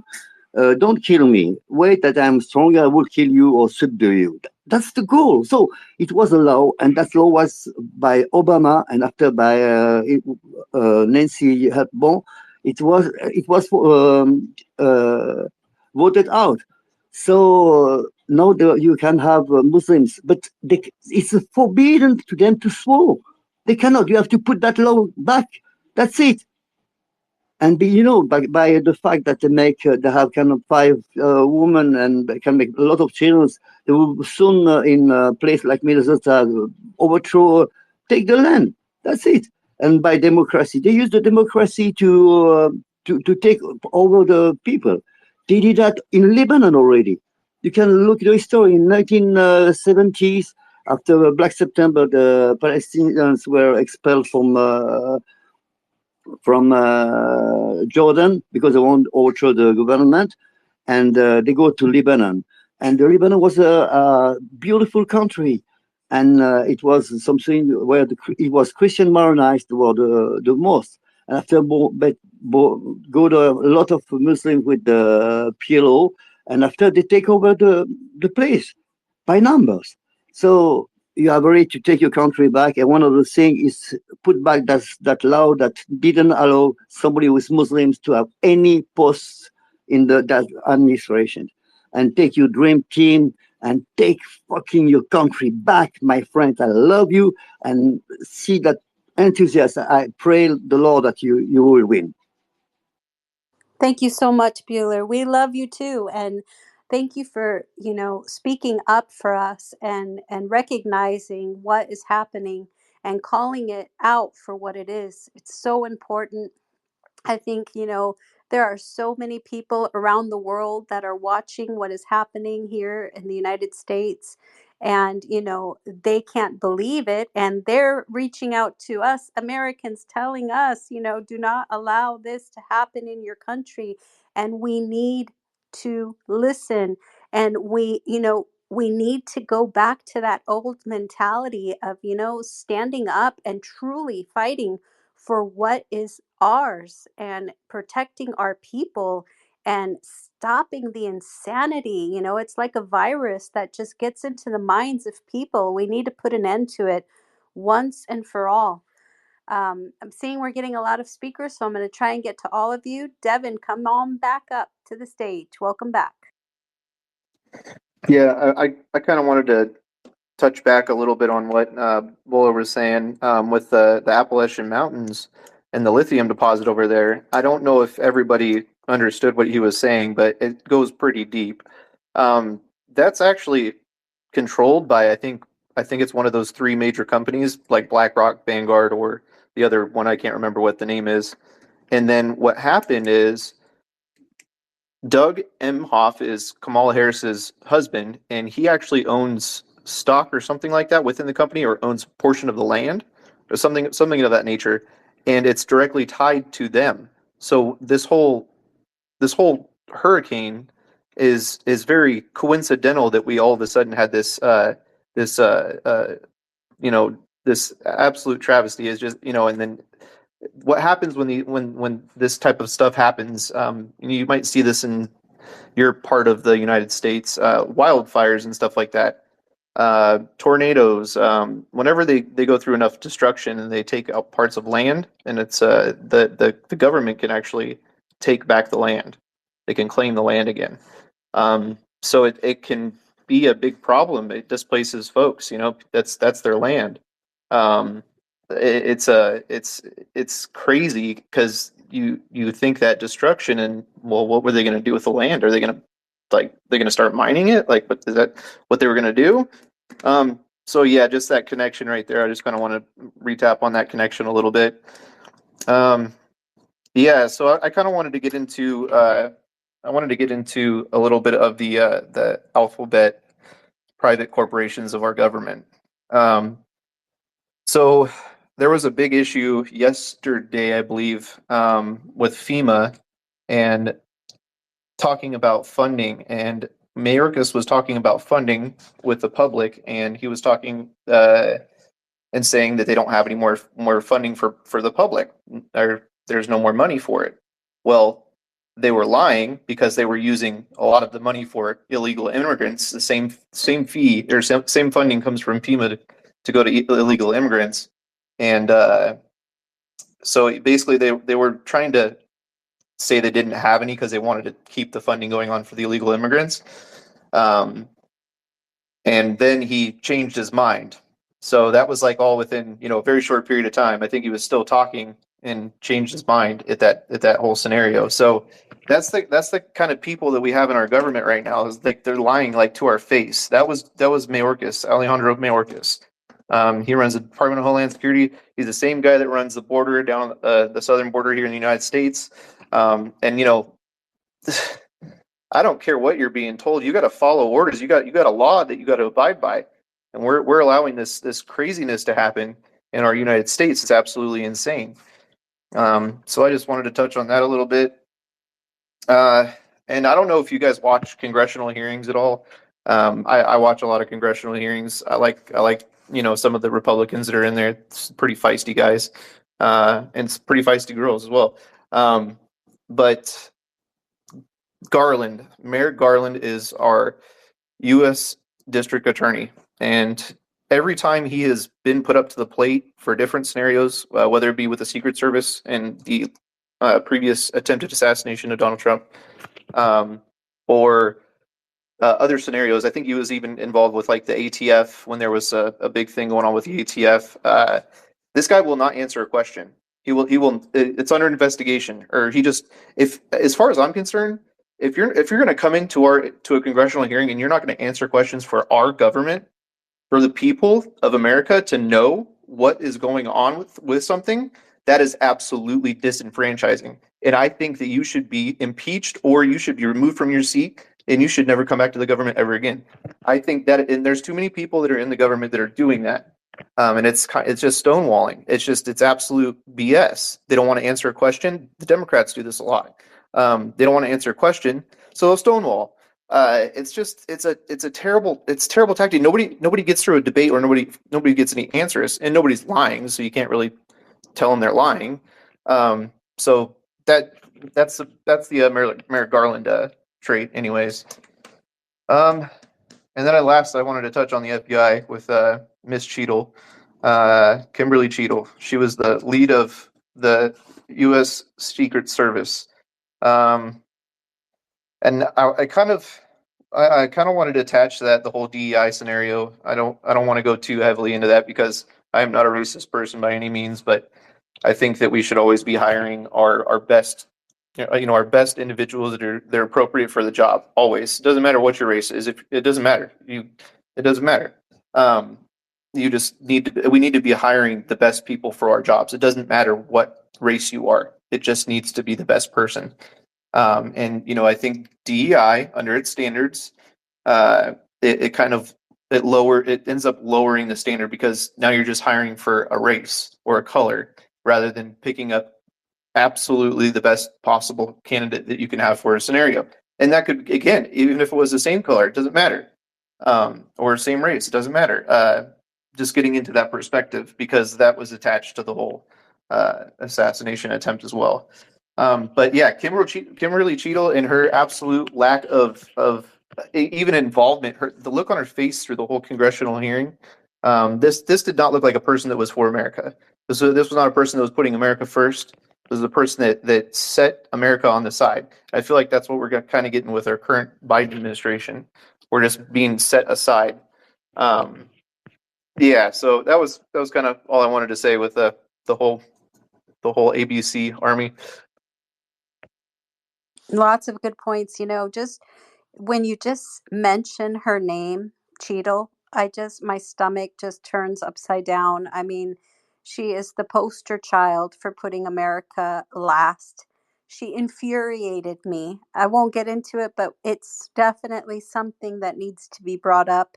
How she just wouldn't answer any questions, and how she blatantly came 100% unprepared purposely. This was another really, really great part of that whole thing, though. And we go back to that, how Reagan kind of brought both parties together. The entire room told her to resign. Amarosa, I'm back. I cannot hear Devin. Is it possible that we can drop him and then bring him back up so that I can hear him? Sure. Hold on. Okay, Devin? Hold on. Oh, sure. By the way, I just wanted to let you know that I am back. Welcome back. We missed you, but we held the fort down for America First, baby. We got it. And lots of great speakers were here. So let me give Devin back the mic, and then we'll go ahead and continue. The Cheadle resignation is a very good sign, though. I don't know if people understand that. That's a very good sign. Both sides were like, "You're out of here." Yeah, that was yeah, exactly. That's kind of what I was just kind of getting into it.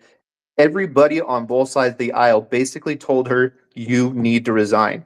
But I'm getting tired of that even. As far as I'm concerned, we need to do our job as congressional leaders. Fire that person. What you're doing is you're allowing them to walk away. They get all the reparations and the severity packages and whatever. No, they don't deserve that. They're not for America anymore. As far as you're criminal. You lost your rights to America. As far as I'm concerned, you're fired. I mean, and we got to go further than that, Devin. I mean, you brought up Mayorkas. Mayorkas, this is something that I have a serious issue with. I got Mayorkas a is really a bad issue with dual him. citizen. He is a dual citizen. He is not just an American citizen. He is a dual citizen of Israel. And I'm not, again, guys, I'm not anti-Israel. I'm just saying, if you're going to serve in this American government, you can't be a dual citizen. I need to trust that you're going to put America 100% first, and for me, I'm going to have to worry about your priorities, especially if something is to happen in the Middle East, if you are a dual citizen of Israel. Or you're a dual citizen just like that crazy woman from Minnesota who's dual citizens with Somalia and here. No. If did you know you're that going to she serve cried? in this country, if you're going to serve as a congressional, if you're going to serve in Congress, if you're going to serve in the Senate, you are an American citizen, Plain and simple. If you cannot give up your citizenship to another country, you do not deserve to serve anywhere Yeah, near our government. Period. that for government, absolutely. I mean, for people that are just living in our country, I don't have so much of a problem with it. But people that are going to lead our country and make major decisions for our country, I gotta know that you are America. That's what I gotta know. But If you're not back to serving That in the our is country, mostly the case, but do there as is you an wish. exception. But if you're serving our country, if you are the Secretary of Defense, if you're the Secretary of State, if you have some kind of yes, serious position like that, and if you look at the Biden administration, almost every single person in his administration has dual citizenship to Israel. And again, I'm not against Israel. I'm not saying that they're bad people, but what I'm saying is I want people that I know is going to be 100% loyal to America. And if I see that you have dual citizenship, I'm going to question that. I'm sorry, I'm going to question your loyalty. I'm going to put it out there that what happens when something happens to Israel or something goes on in Gaza, are you going to try to push me into an intervention situation because you have an alliance with Israel? I would say that for the same person, like exactly. for Ukraine. Like, I'm not going to trust somebody who has dual citizenship to Ukraine, and you're advising me on the Ukraine-Russia war. Bullshit. Right, right. Very biased opinion. So yeah, I mean, um, I guess I think I got one more talking point to kind of, I guess, go into the ABC Mafia again. So I guess the Department of Education, um, and what we're doing to our education system with um, I don't know, a wokeism. I guess that's what you want to call it. I don't know.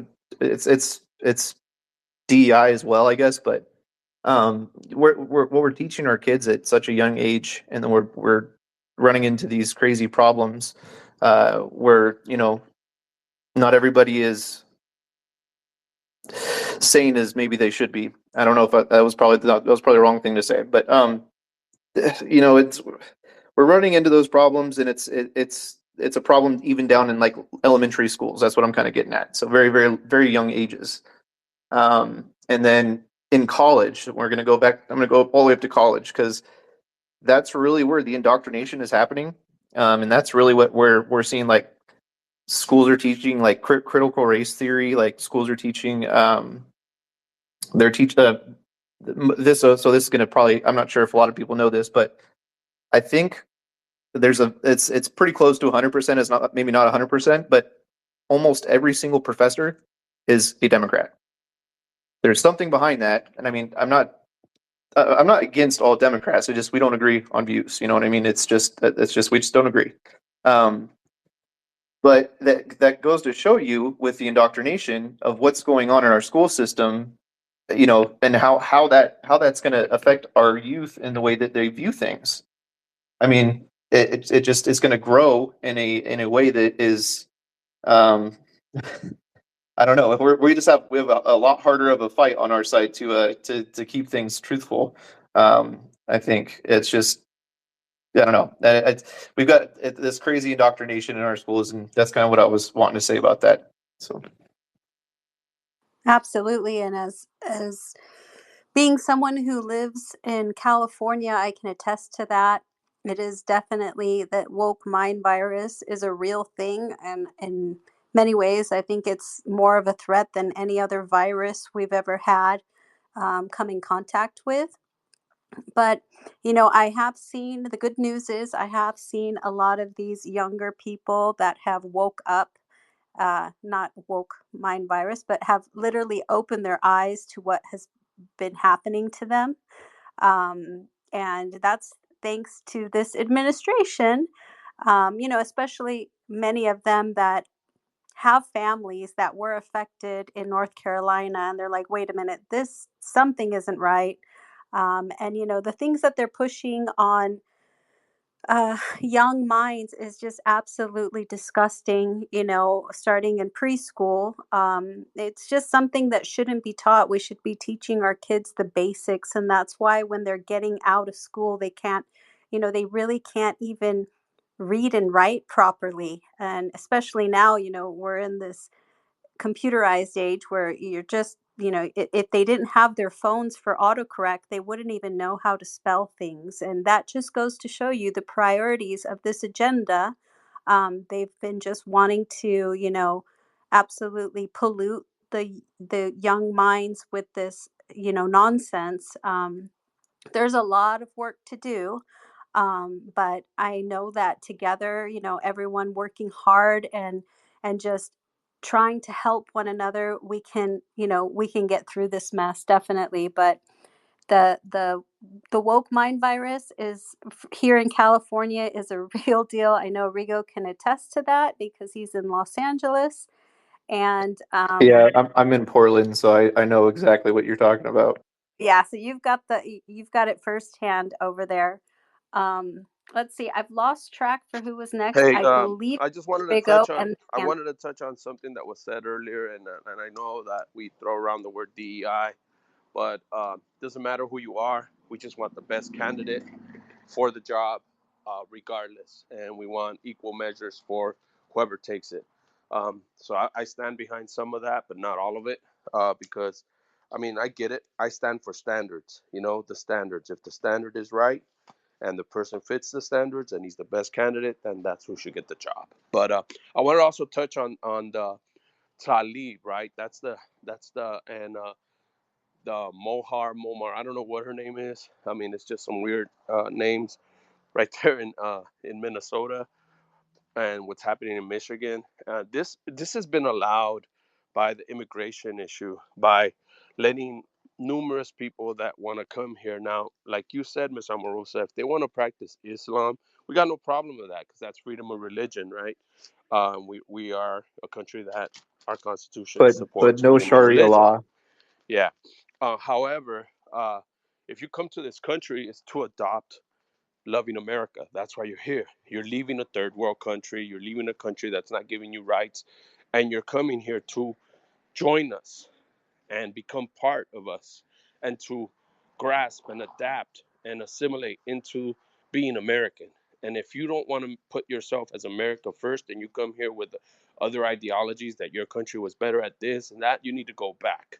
That's just what I got to say. You can't come here and try to destroy America first by saying, oh, well, my country was like this and like that. If you're in here with that ethnocentric idea, then maybe this wasn't the place for you. Just because we gave you freedom of speech to voice your opinion doesn't mean you get to come here and tear us down. I don't think that's right. I also don't condone the burning of the American flag. Anytime I see that, I get really upset. So there's a lot of things there. But we've allowed that community to establish themselves, and that's how those two people keep getting elected into Congress. Um, because they come out, and since it's such a large community, they vote for this person from Somalia or whatnot to be in Congress. And there's nothing wrong with that. However, I don't condone having rallies in their areas that promote anti-American ideals. So I just wanted to touch on that. I mean, because like I said, I'm not pro-Jewish. I'm not pro-Palestine. I am pro-America and ending all those wars. And if you're coming here to become American, not to spread other ideals. This is outside of any religious thing, right? Because, like I said, we have freedom of religion. So that's just something I want to touch on. Thank you, Rigo. You're absolutely right. Got to be America first. That's why you came here. Obviously, there was something that drew you here. So, if you're going to come here, you need to respect our country and respect our people. And burning flags is not the way to do that. And, screaming death to America is not the way to do that. And we should never be sorry for standing up and saying that we want America first, plain and simple. Let's see, we had Nancy, then Yankee. Go ahead, Nancy. Welcome back to the stage. Thanks. What was the name of that fake horse that they filled with soldiers and took into? Um, God, I'm tired. What was the name of the country they took it in way back in olden times? You know what I'm talking about, everybody? Trojan. Yeah, Trojan horse. Yeah, and I feel like that's what we're doing with some countries now. I'm just going to say it. I think we need to take a look at. Are we letting people in here who hate us? Do we not? Can we not mix together? Because that may be true. Because until like 1965, our immigration laws were very different. Bryce touched on that, and we only let in certain percentages of the countries that were already here because we didn't want to change the entire makeup of the country. And that changed in 1965 with the immigration bill. And I will say it was Ted Kennedy's immigration bill. And I think we need to take a look at that. And that's not being mean. That's putting my own country first and our way of life here first. At some point in time, we got convinced that, I noticed even with us here, we're apologizing like, well, I'm not racist. So and I do it too. um, versus when we started apologizing. I remember when I first started talking about, well, and it's being accused of being a nationalist. And it's like, well, okay, there's nationalist or there's globalist. So yeah, I'll pick nationalist. I'm for my own country first. It's like when you're on an airplane and they tell you about putting the mask on yourself before you put it on your child's. So you'd still be alive to put it on your child. If I don't take care of my family first, my neighborhood first, my friends first, my city first, and kind of like that up to my country, that's how you survive. That is a rational thought. That's not an irrational thought. But at some point in time, people were convinced that we need to be caring about another country more than us, like Ukraine, when we are flat but broke. And what could any sane person be agreeing with giving more millions or billions in this case, to Ukraine or Lebanon or anything else? If you want to empty so I tell people, if you want to empty your own bank account, you're free to do it. And if you even want to go over there and strap yourself to one of their bombs, you're free to do it. But get your hand out of my pocket, because we have got to start standing up and not apologetically saying, yeah, I'm for my own country first. And that's called a nationalist. What's wrong with that? Because I get called, oh, that means you're like a Nazi, because that's what Hitler did. Not for my own country first. I think Hitler was despicable, but I'm for my own country first. Absolutely, I'm for my family more than another family first. I mean, obviously, you have to be. So that's one thing.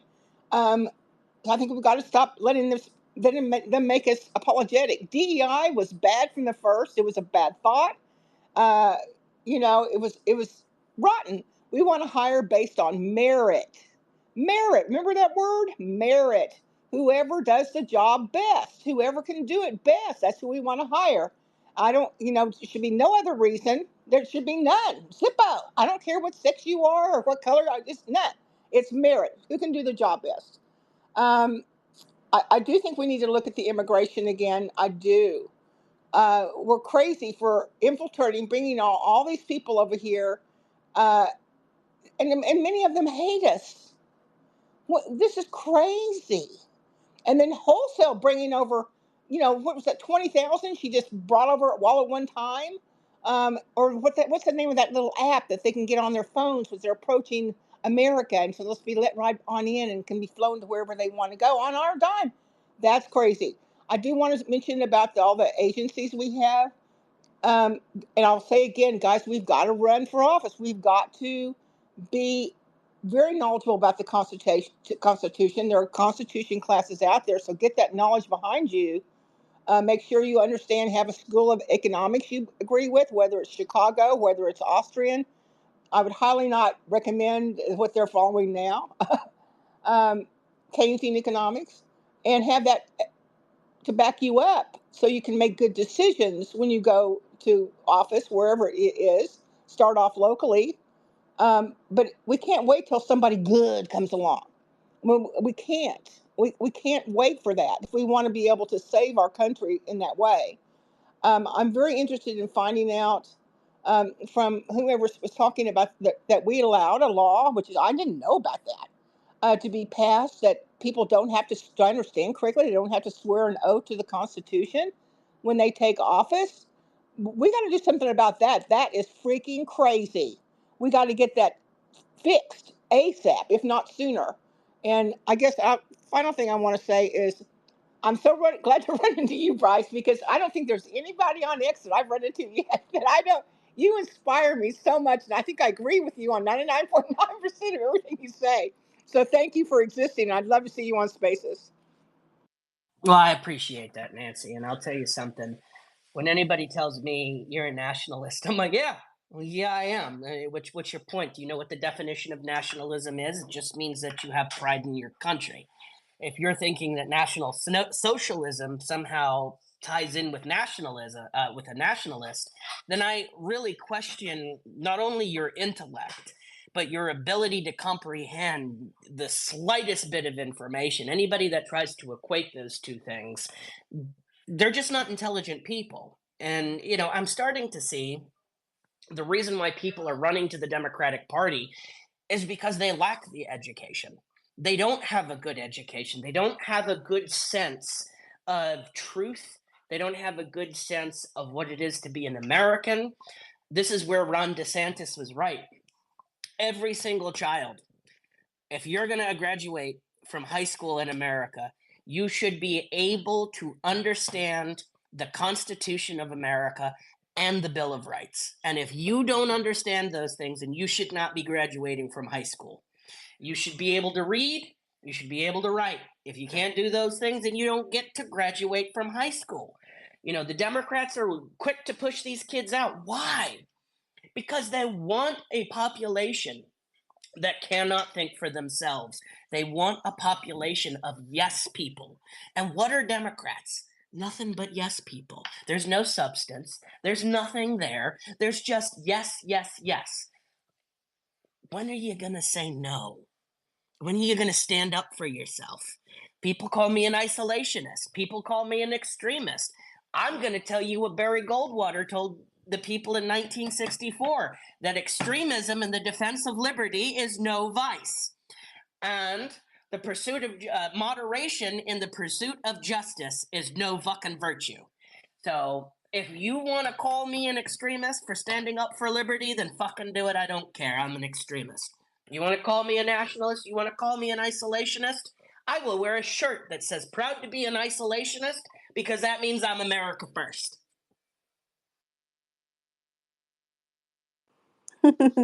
That's right. That's right. See, Bryce is standing up and showing how it's done.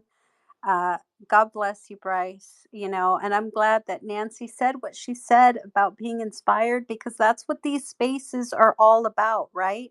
I mean, it's not being afraid to say out loud what you already feel inside. I mean, it really has to become, part of who we are, because the more and more we come out like this, the more and more it will motivate and encourage others to do the same. And, I'm sick and tired of being afraid. These are the times to be brave and courageous. That's what put our country, on the map to be, America the Great. So let's start, filling those shoes and being, these Americans that stand up and truly fight for what's right and for what's best for our people and for our country. I can't stress it enough. That's why it's so important, that hopefully you all will continue to join these spaces. Bryce is dedicated to doing this every single day. So I really hope that you guys follow him and that you join in on the spaces when you see them. Let's see, I know that we had Becky and then Yvonne, and then we'll go to, I'm sorry, we had, sorry, not Becky, we had Yankee we first. had Yankee. Yeah, it's because I saw suddenly Becky come on. We had Yankee, then Yvonne, and then we'll go back to Bowler. Go ahead, Yankee. Welcome. Hey, what's going on? Yeah, Becky's got the good hair, but I got the next spot in line. So, look, I wanted to talk about something that Calvin Coolidge once said, and he said patriotism's easy to understand in America. It means looking out for yourself by looking out for your country. If your country's doing well, you're doing well. That's the correlation there. If you're doing things with the best interest of your country in mind, with your votes and with your actions and with the way that you live your life, you will raise up yourself and your neighbors and station throughout the course of your life. It's a simple philosophy. It's a simple idea. And right now, our communities are under attack by a biological weapon known as fentanyl. You think it's a drug, it's not a drug, it's a weapon. This was designed and manufactured in China. It's synthesized in Mexico and is brought across our very unsecure open border. And back in 2014, 2015, there were very few people dying from fentanyl. It existed, right? But it wasn't this mass epidemic that we have right now. I'm so sick of that word. 2019 ruined that word for me. And so we have fentanyl just in my county alone. Let me give you an idea what my county looks like. There was 8 to 9 people that were dying from fentanyl a year. Now we've got about 890 people. All right. I'm in Kansas, people. Kansas. We've got a problem like this. We just spent $15.9 million on our yearly budget to the police officers to fight fentanyl here in the state. Please tell me how that makes sense when we all know where it comes from. It comes across the border. So why am I spending money here to stop them from bringing it over? This biological weapon is making us weaker and weaker and weaker. And not just for the loss of life. The people that are on this are worthless. They are just a drag on society. They can't function. They can't fill a task that this country needs to be done. And one of the tasks that needs to be done in this country is economic independence. We're not economically independent. So if you want to put America first it means securing our border, right? It means doing everything possible to make sure we are a sovereign nation that's capable of defending itself, not defending Ukraine, not defending NATO, not defending Israel, not defending, wherever off in bumfuck Egypt. You know what? You've got your own problems. Learn how to make nice with your neighbors. And if it gets out of hand, okay, yeah, then we'll lay down the hand. But if we're not putting America first, then we're just pouring from an empty glass, right? And they're getting drops of things that we don't even have to give. Point in case, Hurricane Helene. And now we're about to have Hurricane Milton on our hands. Who knows what type of devastation that's going to lay down? And are we going to have money for that either? I don't know. But I know that if we don't start bringing back American manufacturing jobs, and I'm talking about domestic supply chain industries. I'm talking about energy. I'm talking about healthcare. I'm talking about promoting small businesses, okay? Because I'm going to go off on another little tangent here. All of the government grants that they give out go to big corporations, yet 99% of us are small businesses. Where's our government grants? Where do we get a little pump up to actually be able to contend with some of these companies that are basically monopolies and that will drown us out? America was founded on small business principles and individual liberties, built a collective network that was so strong that it couldn't be controlled. Ironically, that is disintegrated into a centralized globalist agenda that controls everything, including our politics.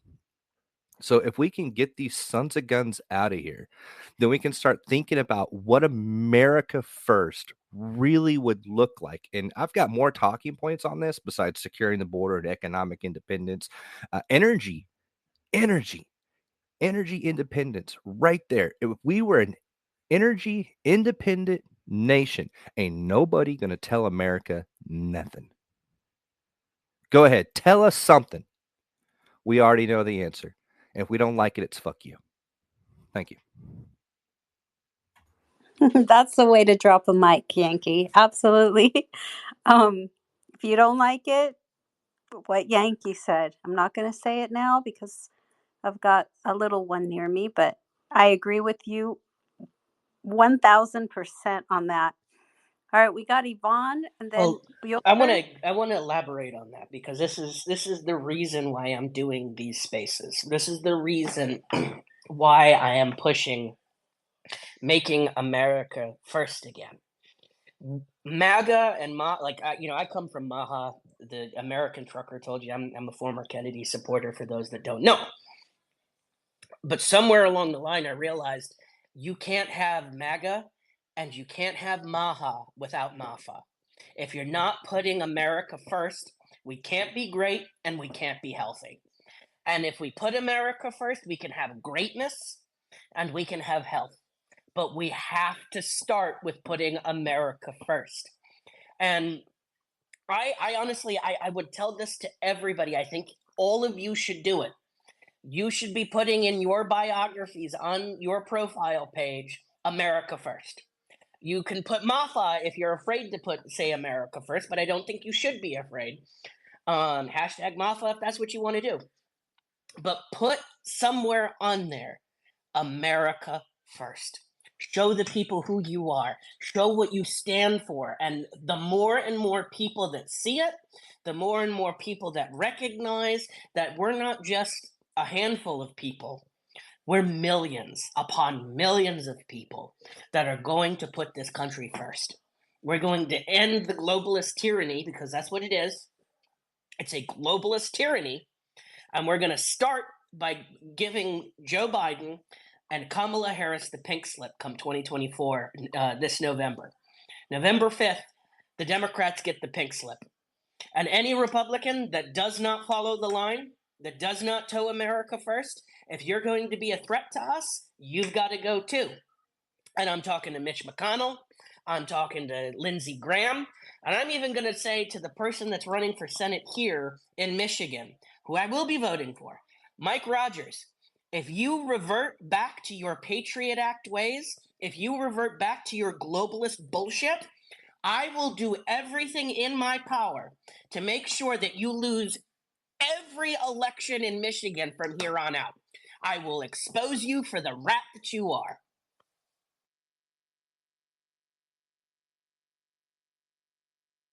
Amen, amen, Bryce. Way to let them know. I don't know if Yvonne was first and then Bowler. Miss Amorosa, does Yeah, that mean? Yvonne is next, and then Bowler. Go ahead, Yvonne. Welcome back to the stage.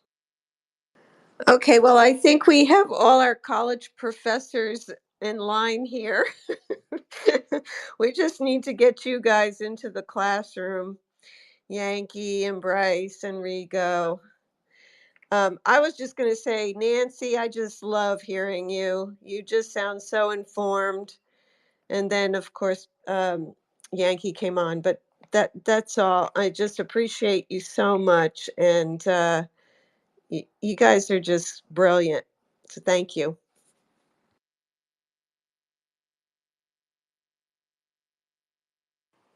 Thank you, Yvonne. Go ahead, Bueller. Come back up to the stage. Yeah, thank you very much. Brace, your space is very, very, very great.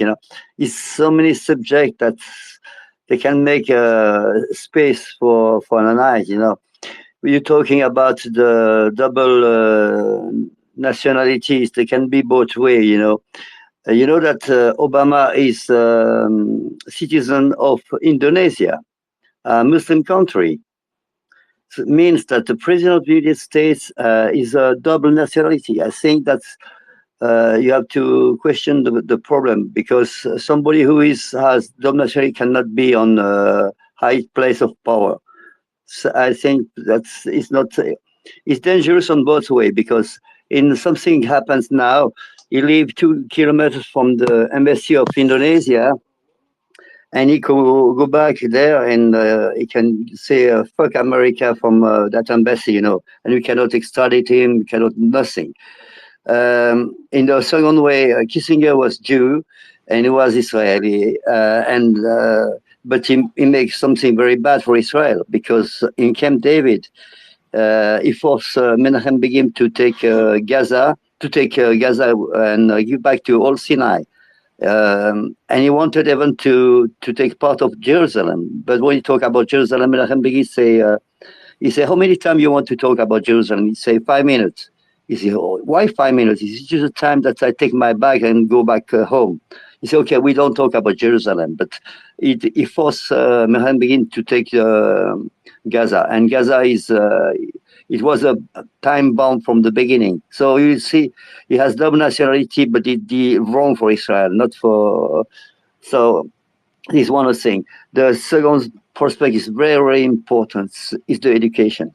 I think you have to dissolve that the public school and make something brand new. You know, somebody that can teach the kids to how to read, how to know what is the Constitution, what is the meaning of America. You know, but exactly to put your country first. It's very great to be nationalist. You know, it's the place where you live. You know, and if you are if you go that way, and everyone will be better. You know, America drill, my friends, and make everything on home. You will be a fucking rich country. You know. After that, if you have a lot of money, the government didn't have to pump your pocket. You know. And if you have more money for yourself with a lesser tax, you can invest, you can grow, and everyone is better. Where the problem to be nationalist? If you have enough, you can help somebody, but you have to put your country first. When Kamala Harris say to send money for Lebanon, who give a fuck about Lebanon? You have a country is destroying North Carolina. You don't have money. You want to send money out? Get the fuck out! You have to interdict that to impeach that fucking bitch just for that. That is treason. It's treason. I don't know how it's not a fucking scandal for that. And she's talking about put Lebanon first. The she wants to be president of the United States. She's more dangerous than the Joker, you know. Baby, I pray the Lord that you take your country back. And I have to go to sleep though. May the Lord bless all of you. You have a beautiful space. And Nancy, okay, everyone, great, great, great talk. So have a great, may the Lord bless all of you. Bye. Thank you so much for coming in, and I appreciate it. It's lovely to hear other people, especially from outside the country, that agree that we should all be putting our countries first. This should be a global. This should be a global movement for every country. I mean, look at what's happening in Austria right now. Austria has finally elected a government that is going to deport all of the illegal immigrants that came in. They're going to deport all of the migrants that are coming in. We are effectively changing the world by saying America first. When we say America first, we give other countries the courage to do the same thing. And that's what we need to be doing, guys. This is why you need to be saying America first. This is why you need to be standing up and beating your chest and screaming it at top of your lungs. We need to make America first. When we make America first, and when we focus strictly on America, and we show what democracy and what our republic can do, we are going to be a shining example to the world. What focusing on ourselves should be. And other countries are going to finally, the UK will benefit from it. Germany will benefit from it. Italy's already doing it. They've got their person in, and she's combating it.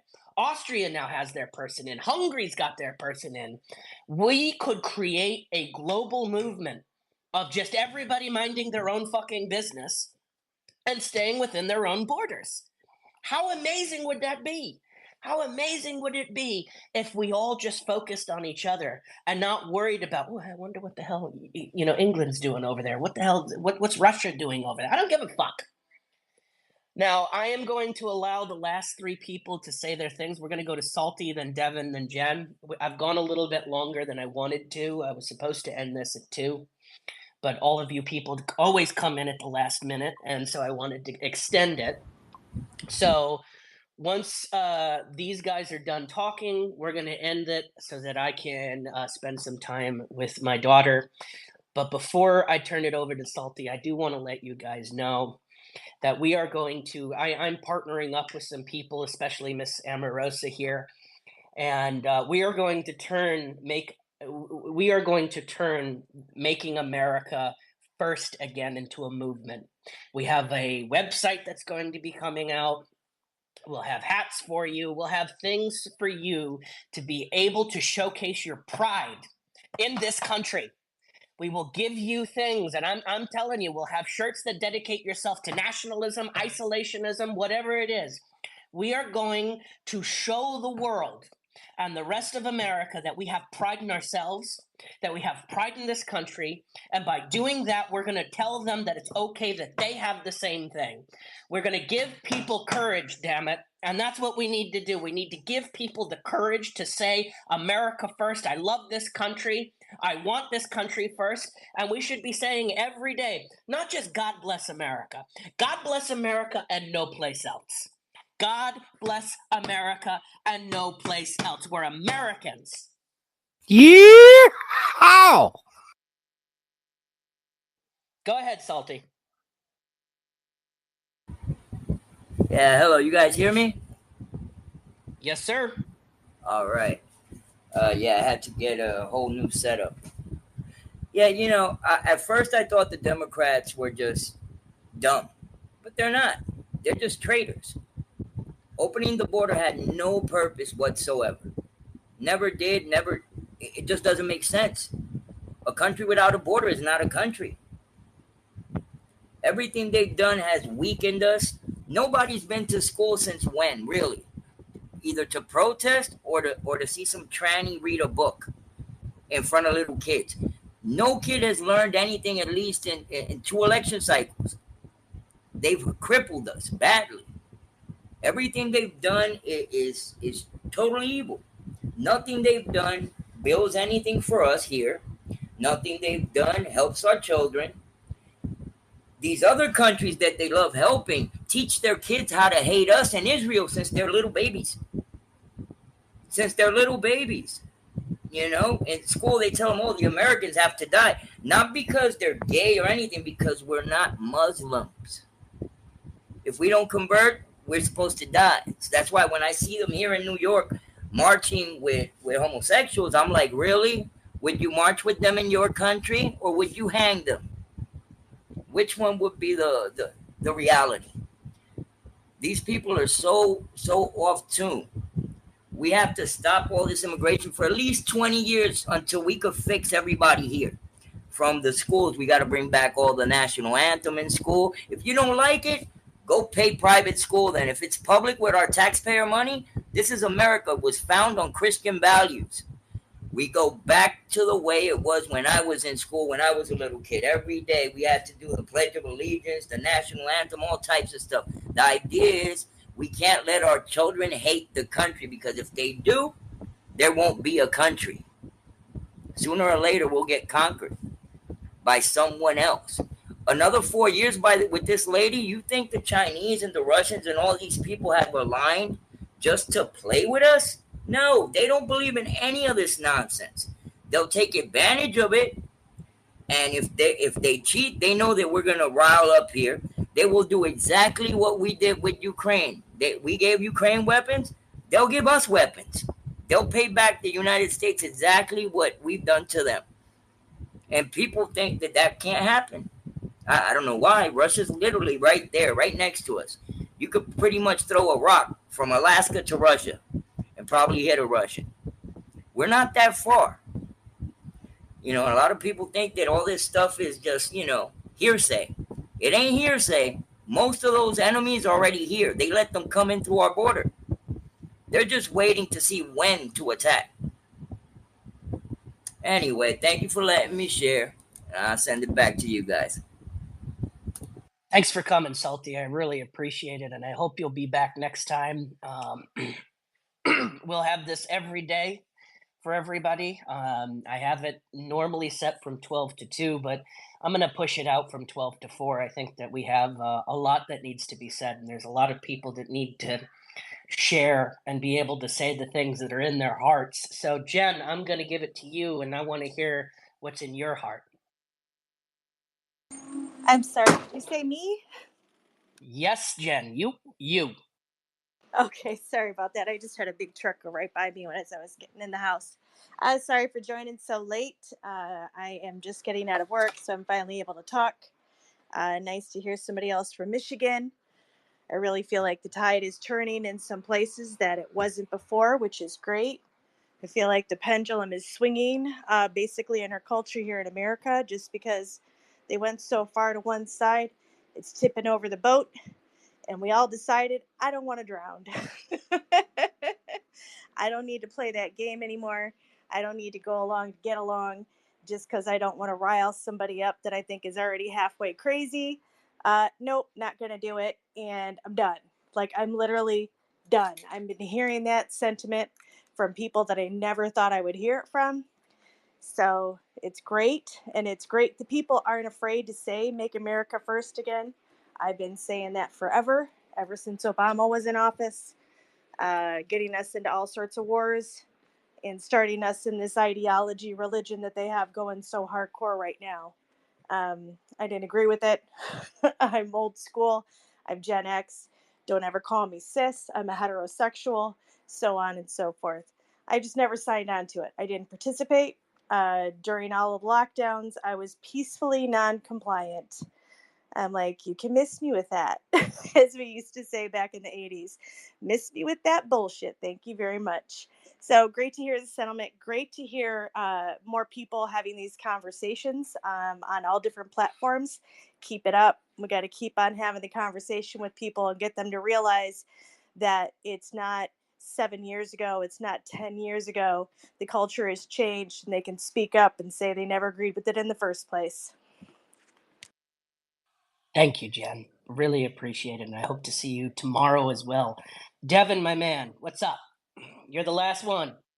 Yeah, I'm going to make it short and sweet. So the word nationalist, I mean, I don't think we're putting America first if we ever use the word nationalist. We got to use America. That's all I wanted to say. I can appreciate that. I can get that, but I also, nationalist also national pride, right? American pride. I think everything MAFA just covers it all. Make America first again. It covers everything. And what I want to do for everybody here is I want to be able to create a space for you guys to be able to come and to not feel any judgment, to not feel afraid to say the things that are in your heart because you're afraid, because somebody might call you a racist, or somebody might call you an isolationist, or somebody might call you some kind of name to stop you from speaking your mind.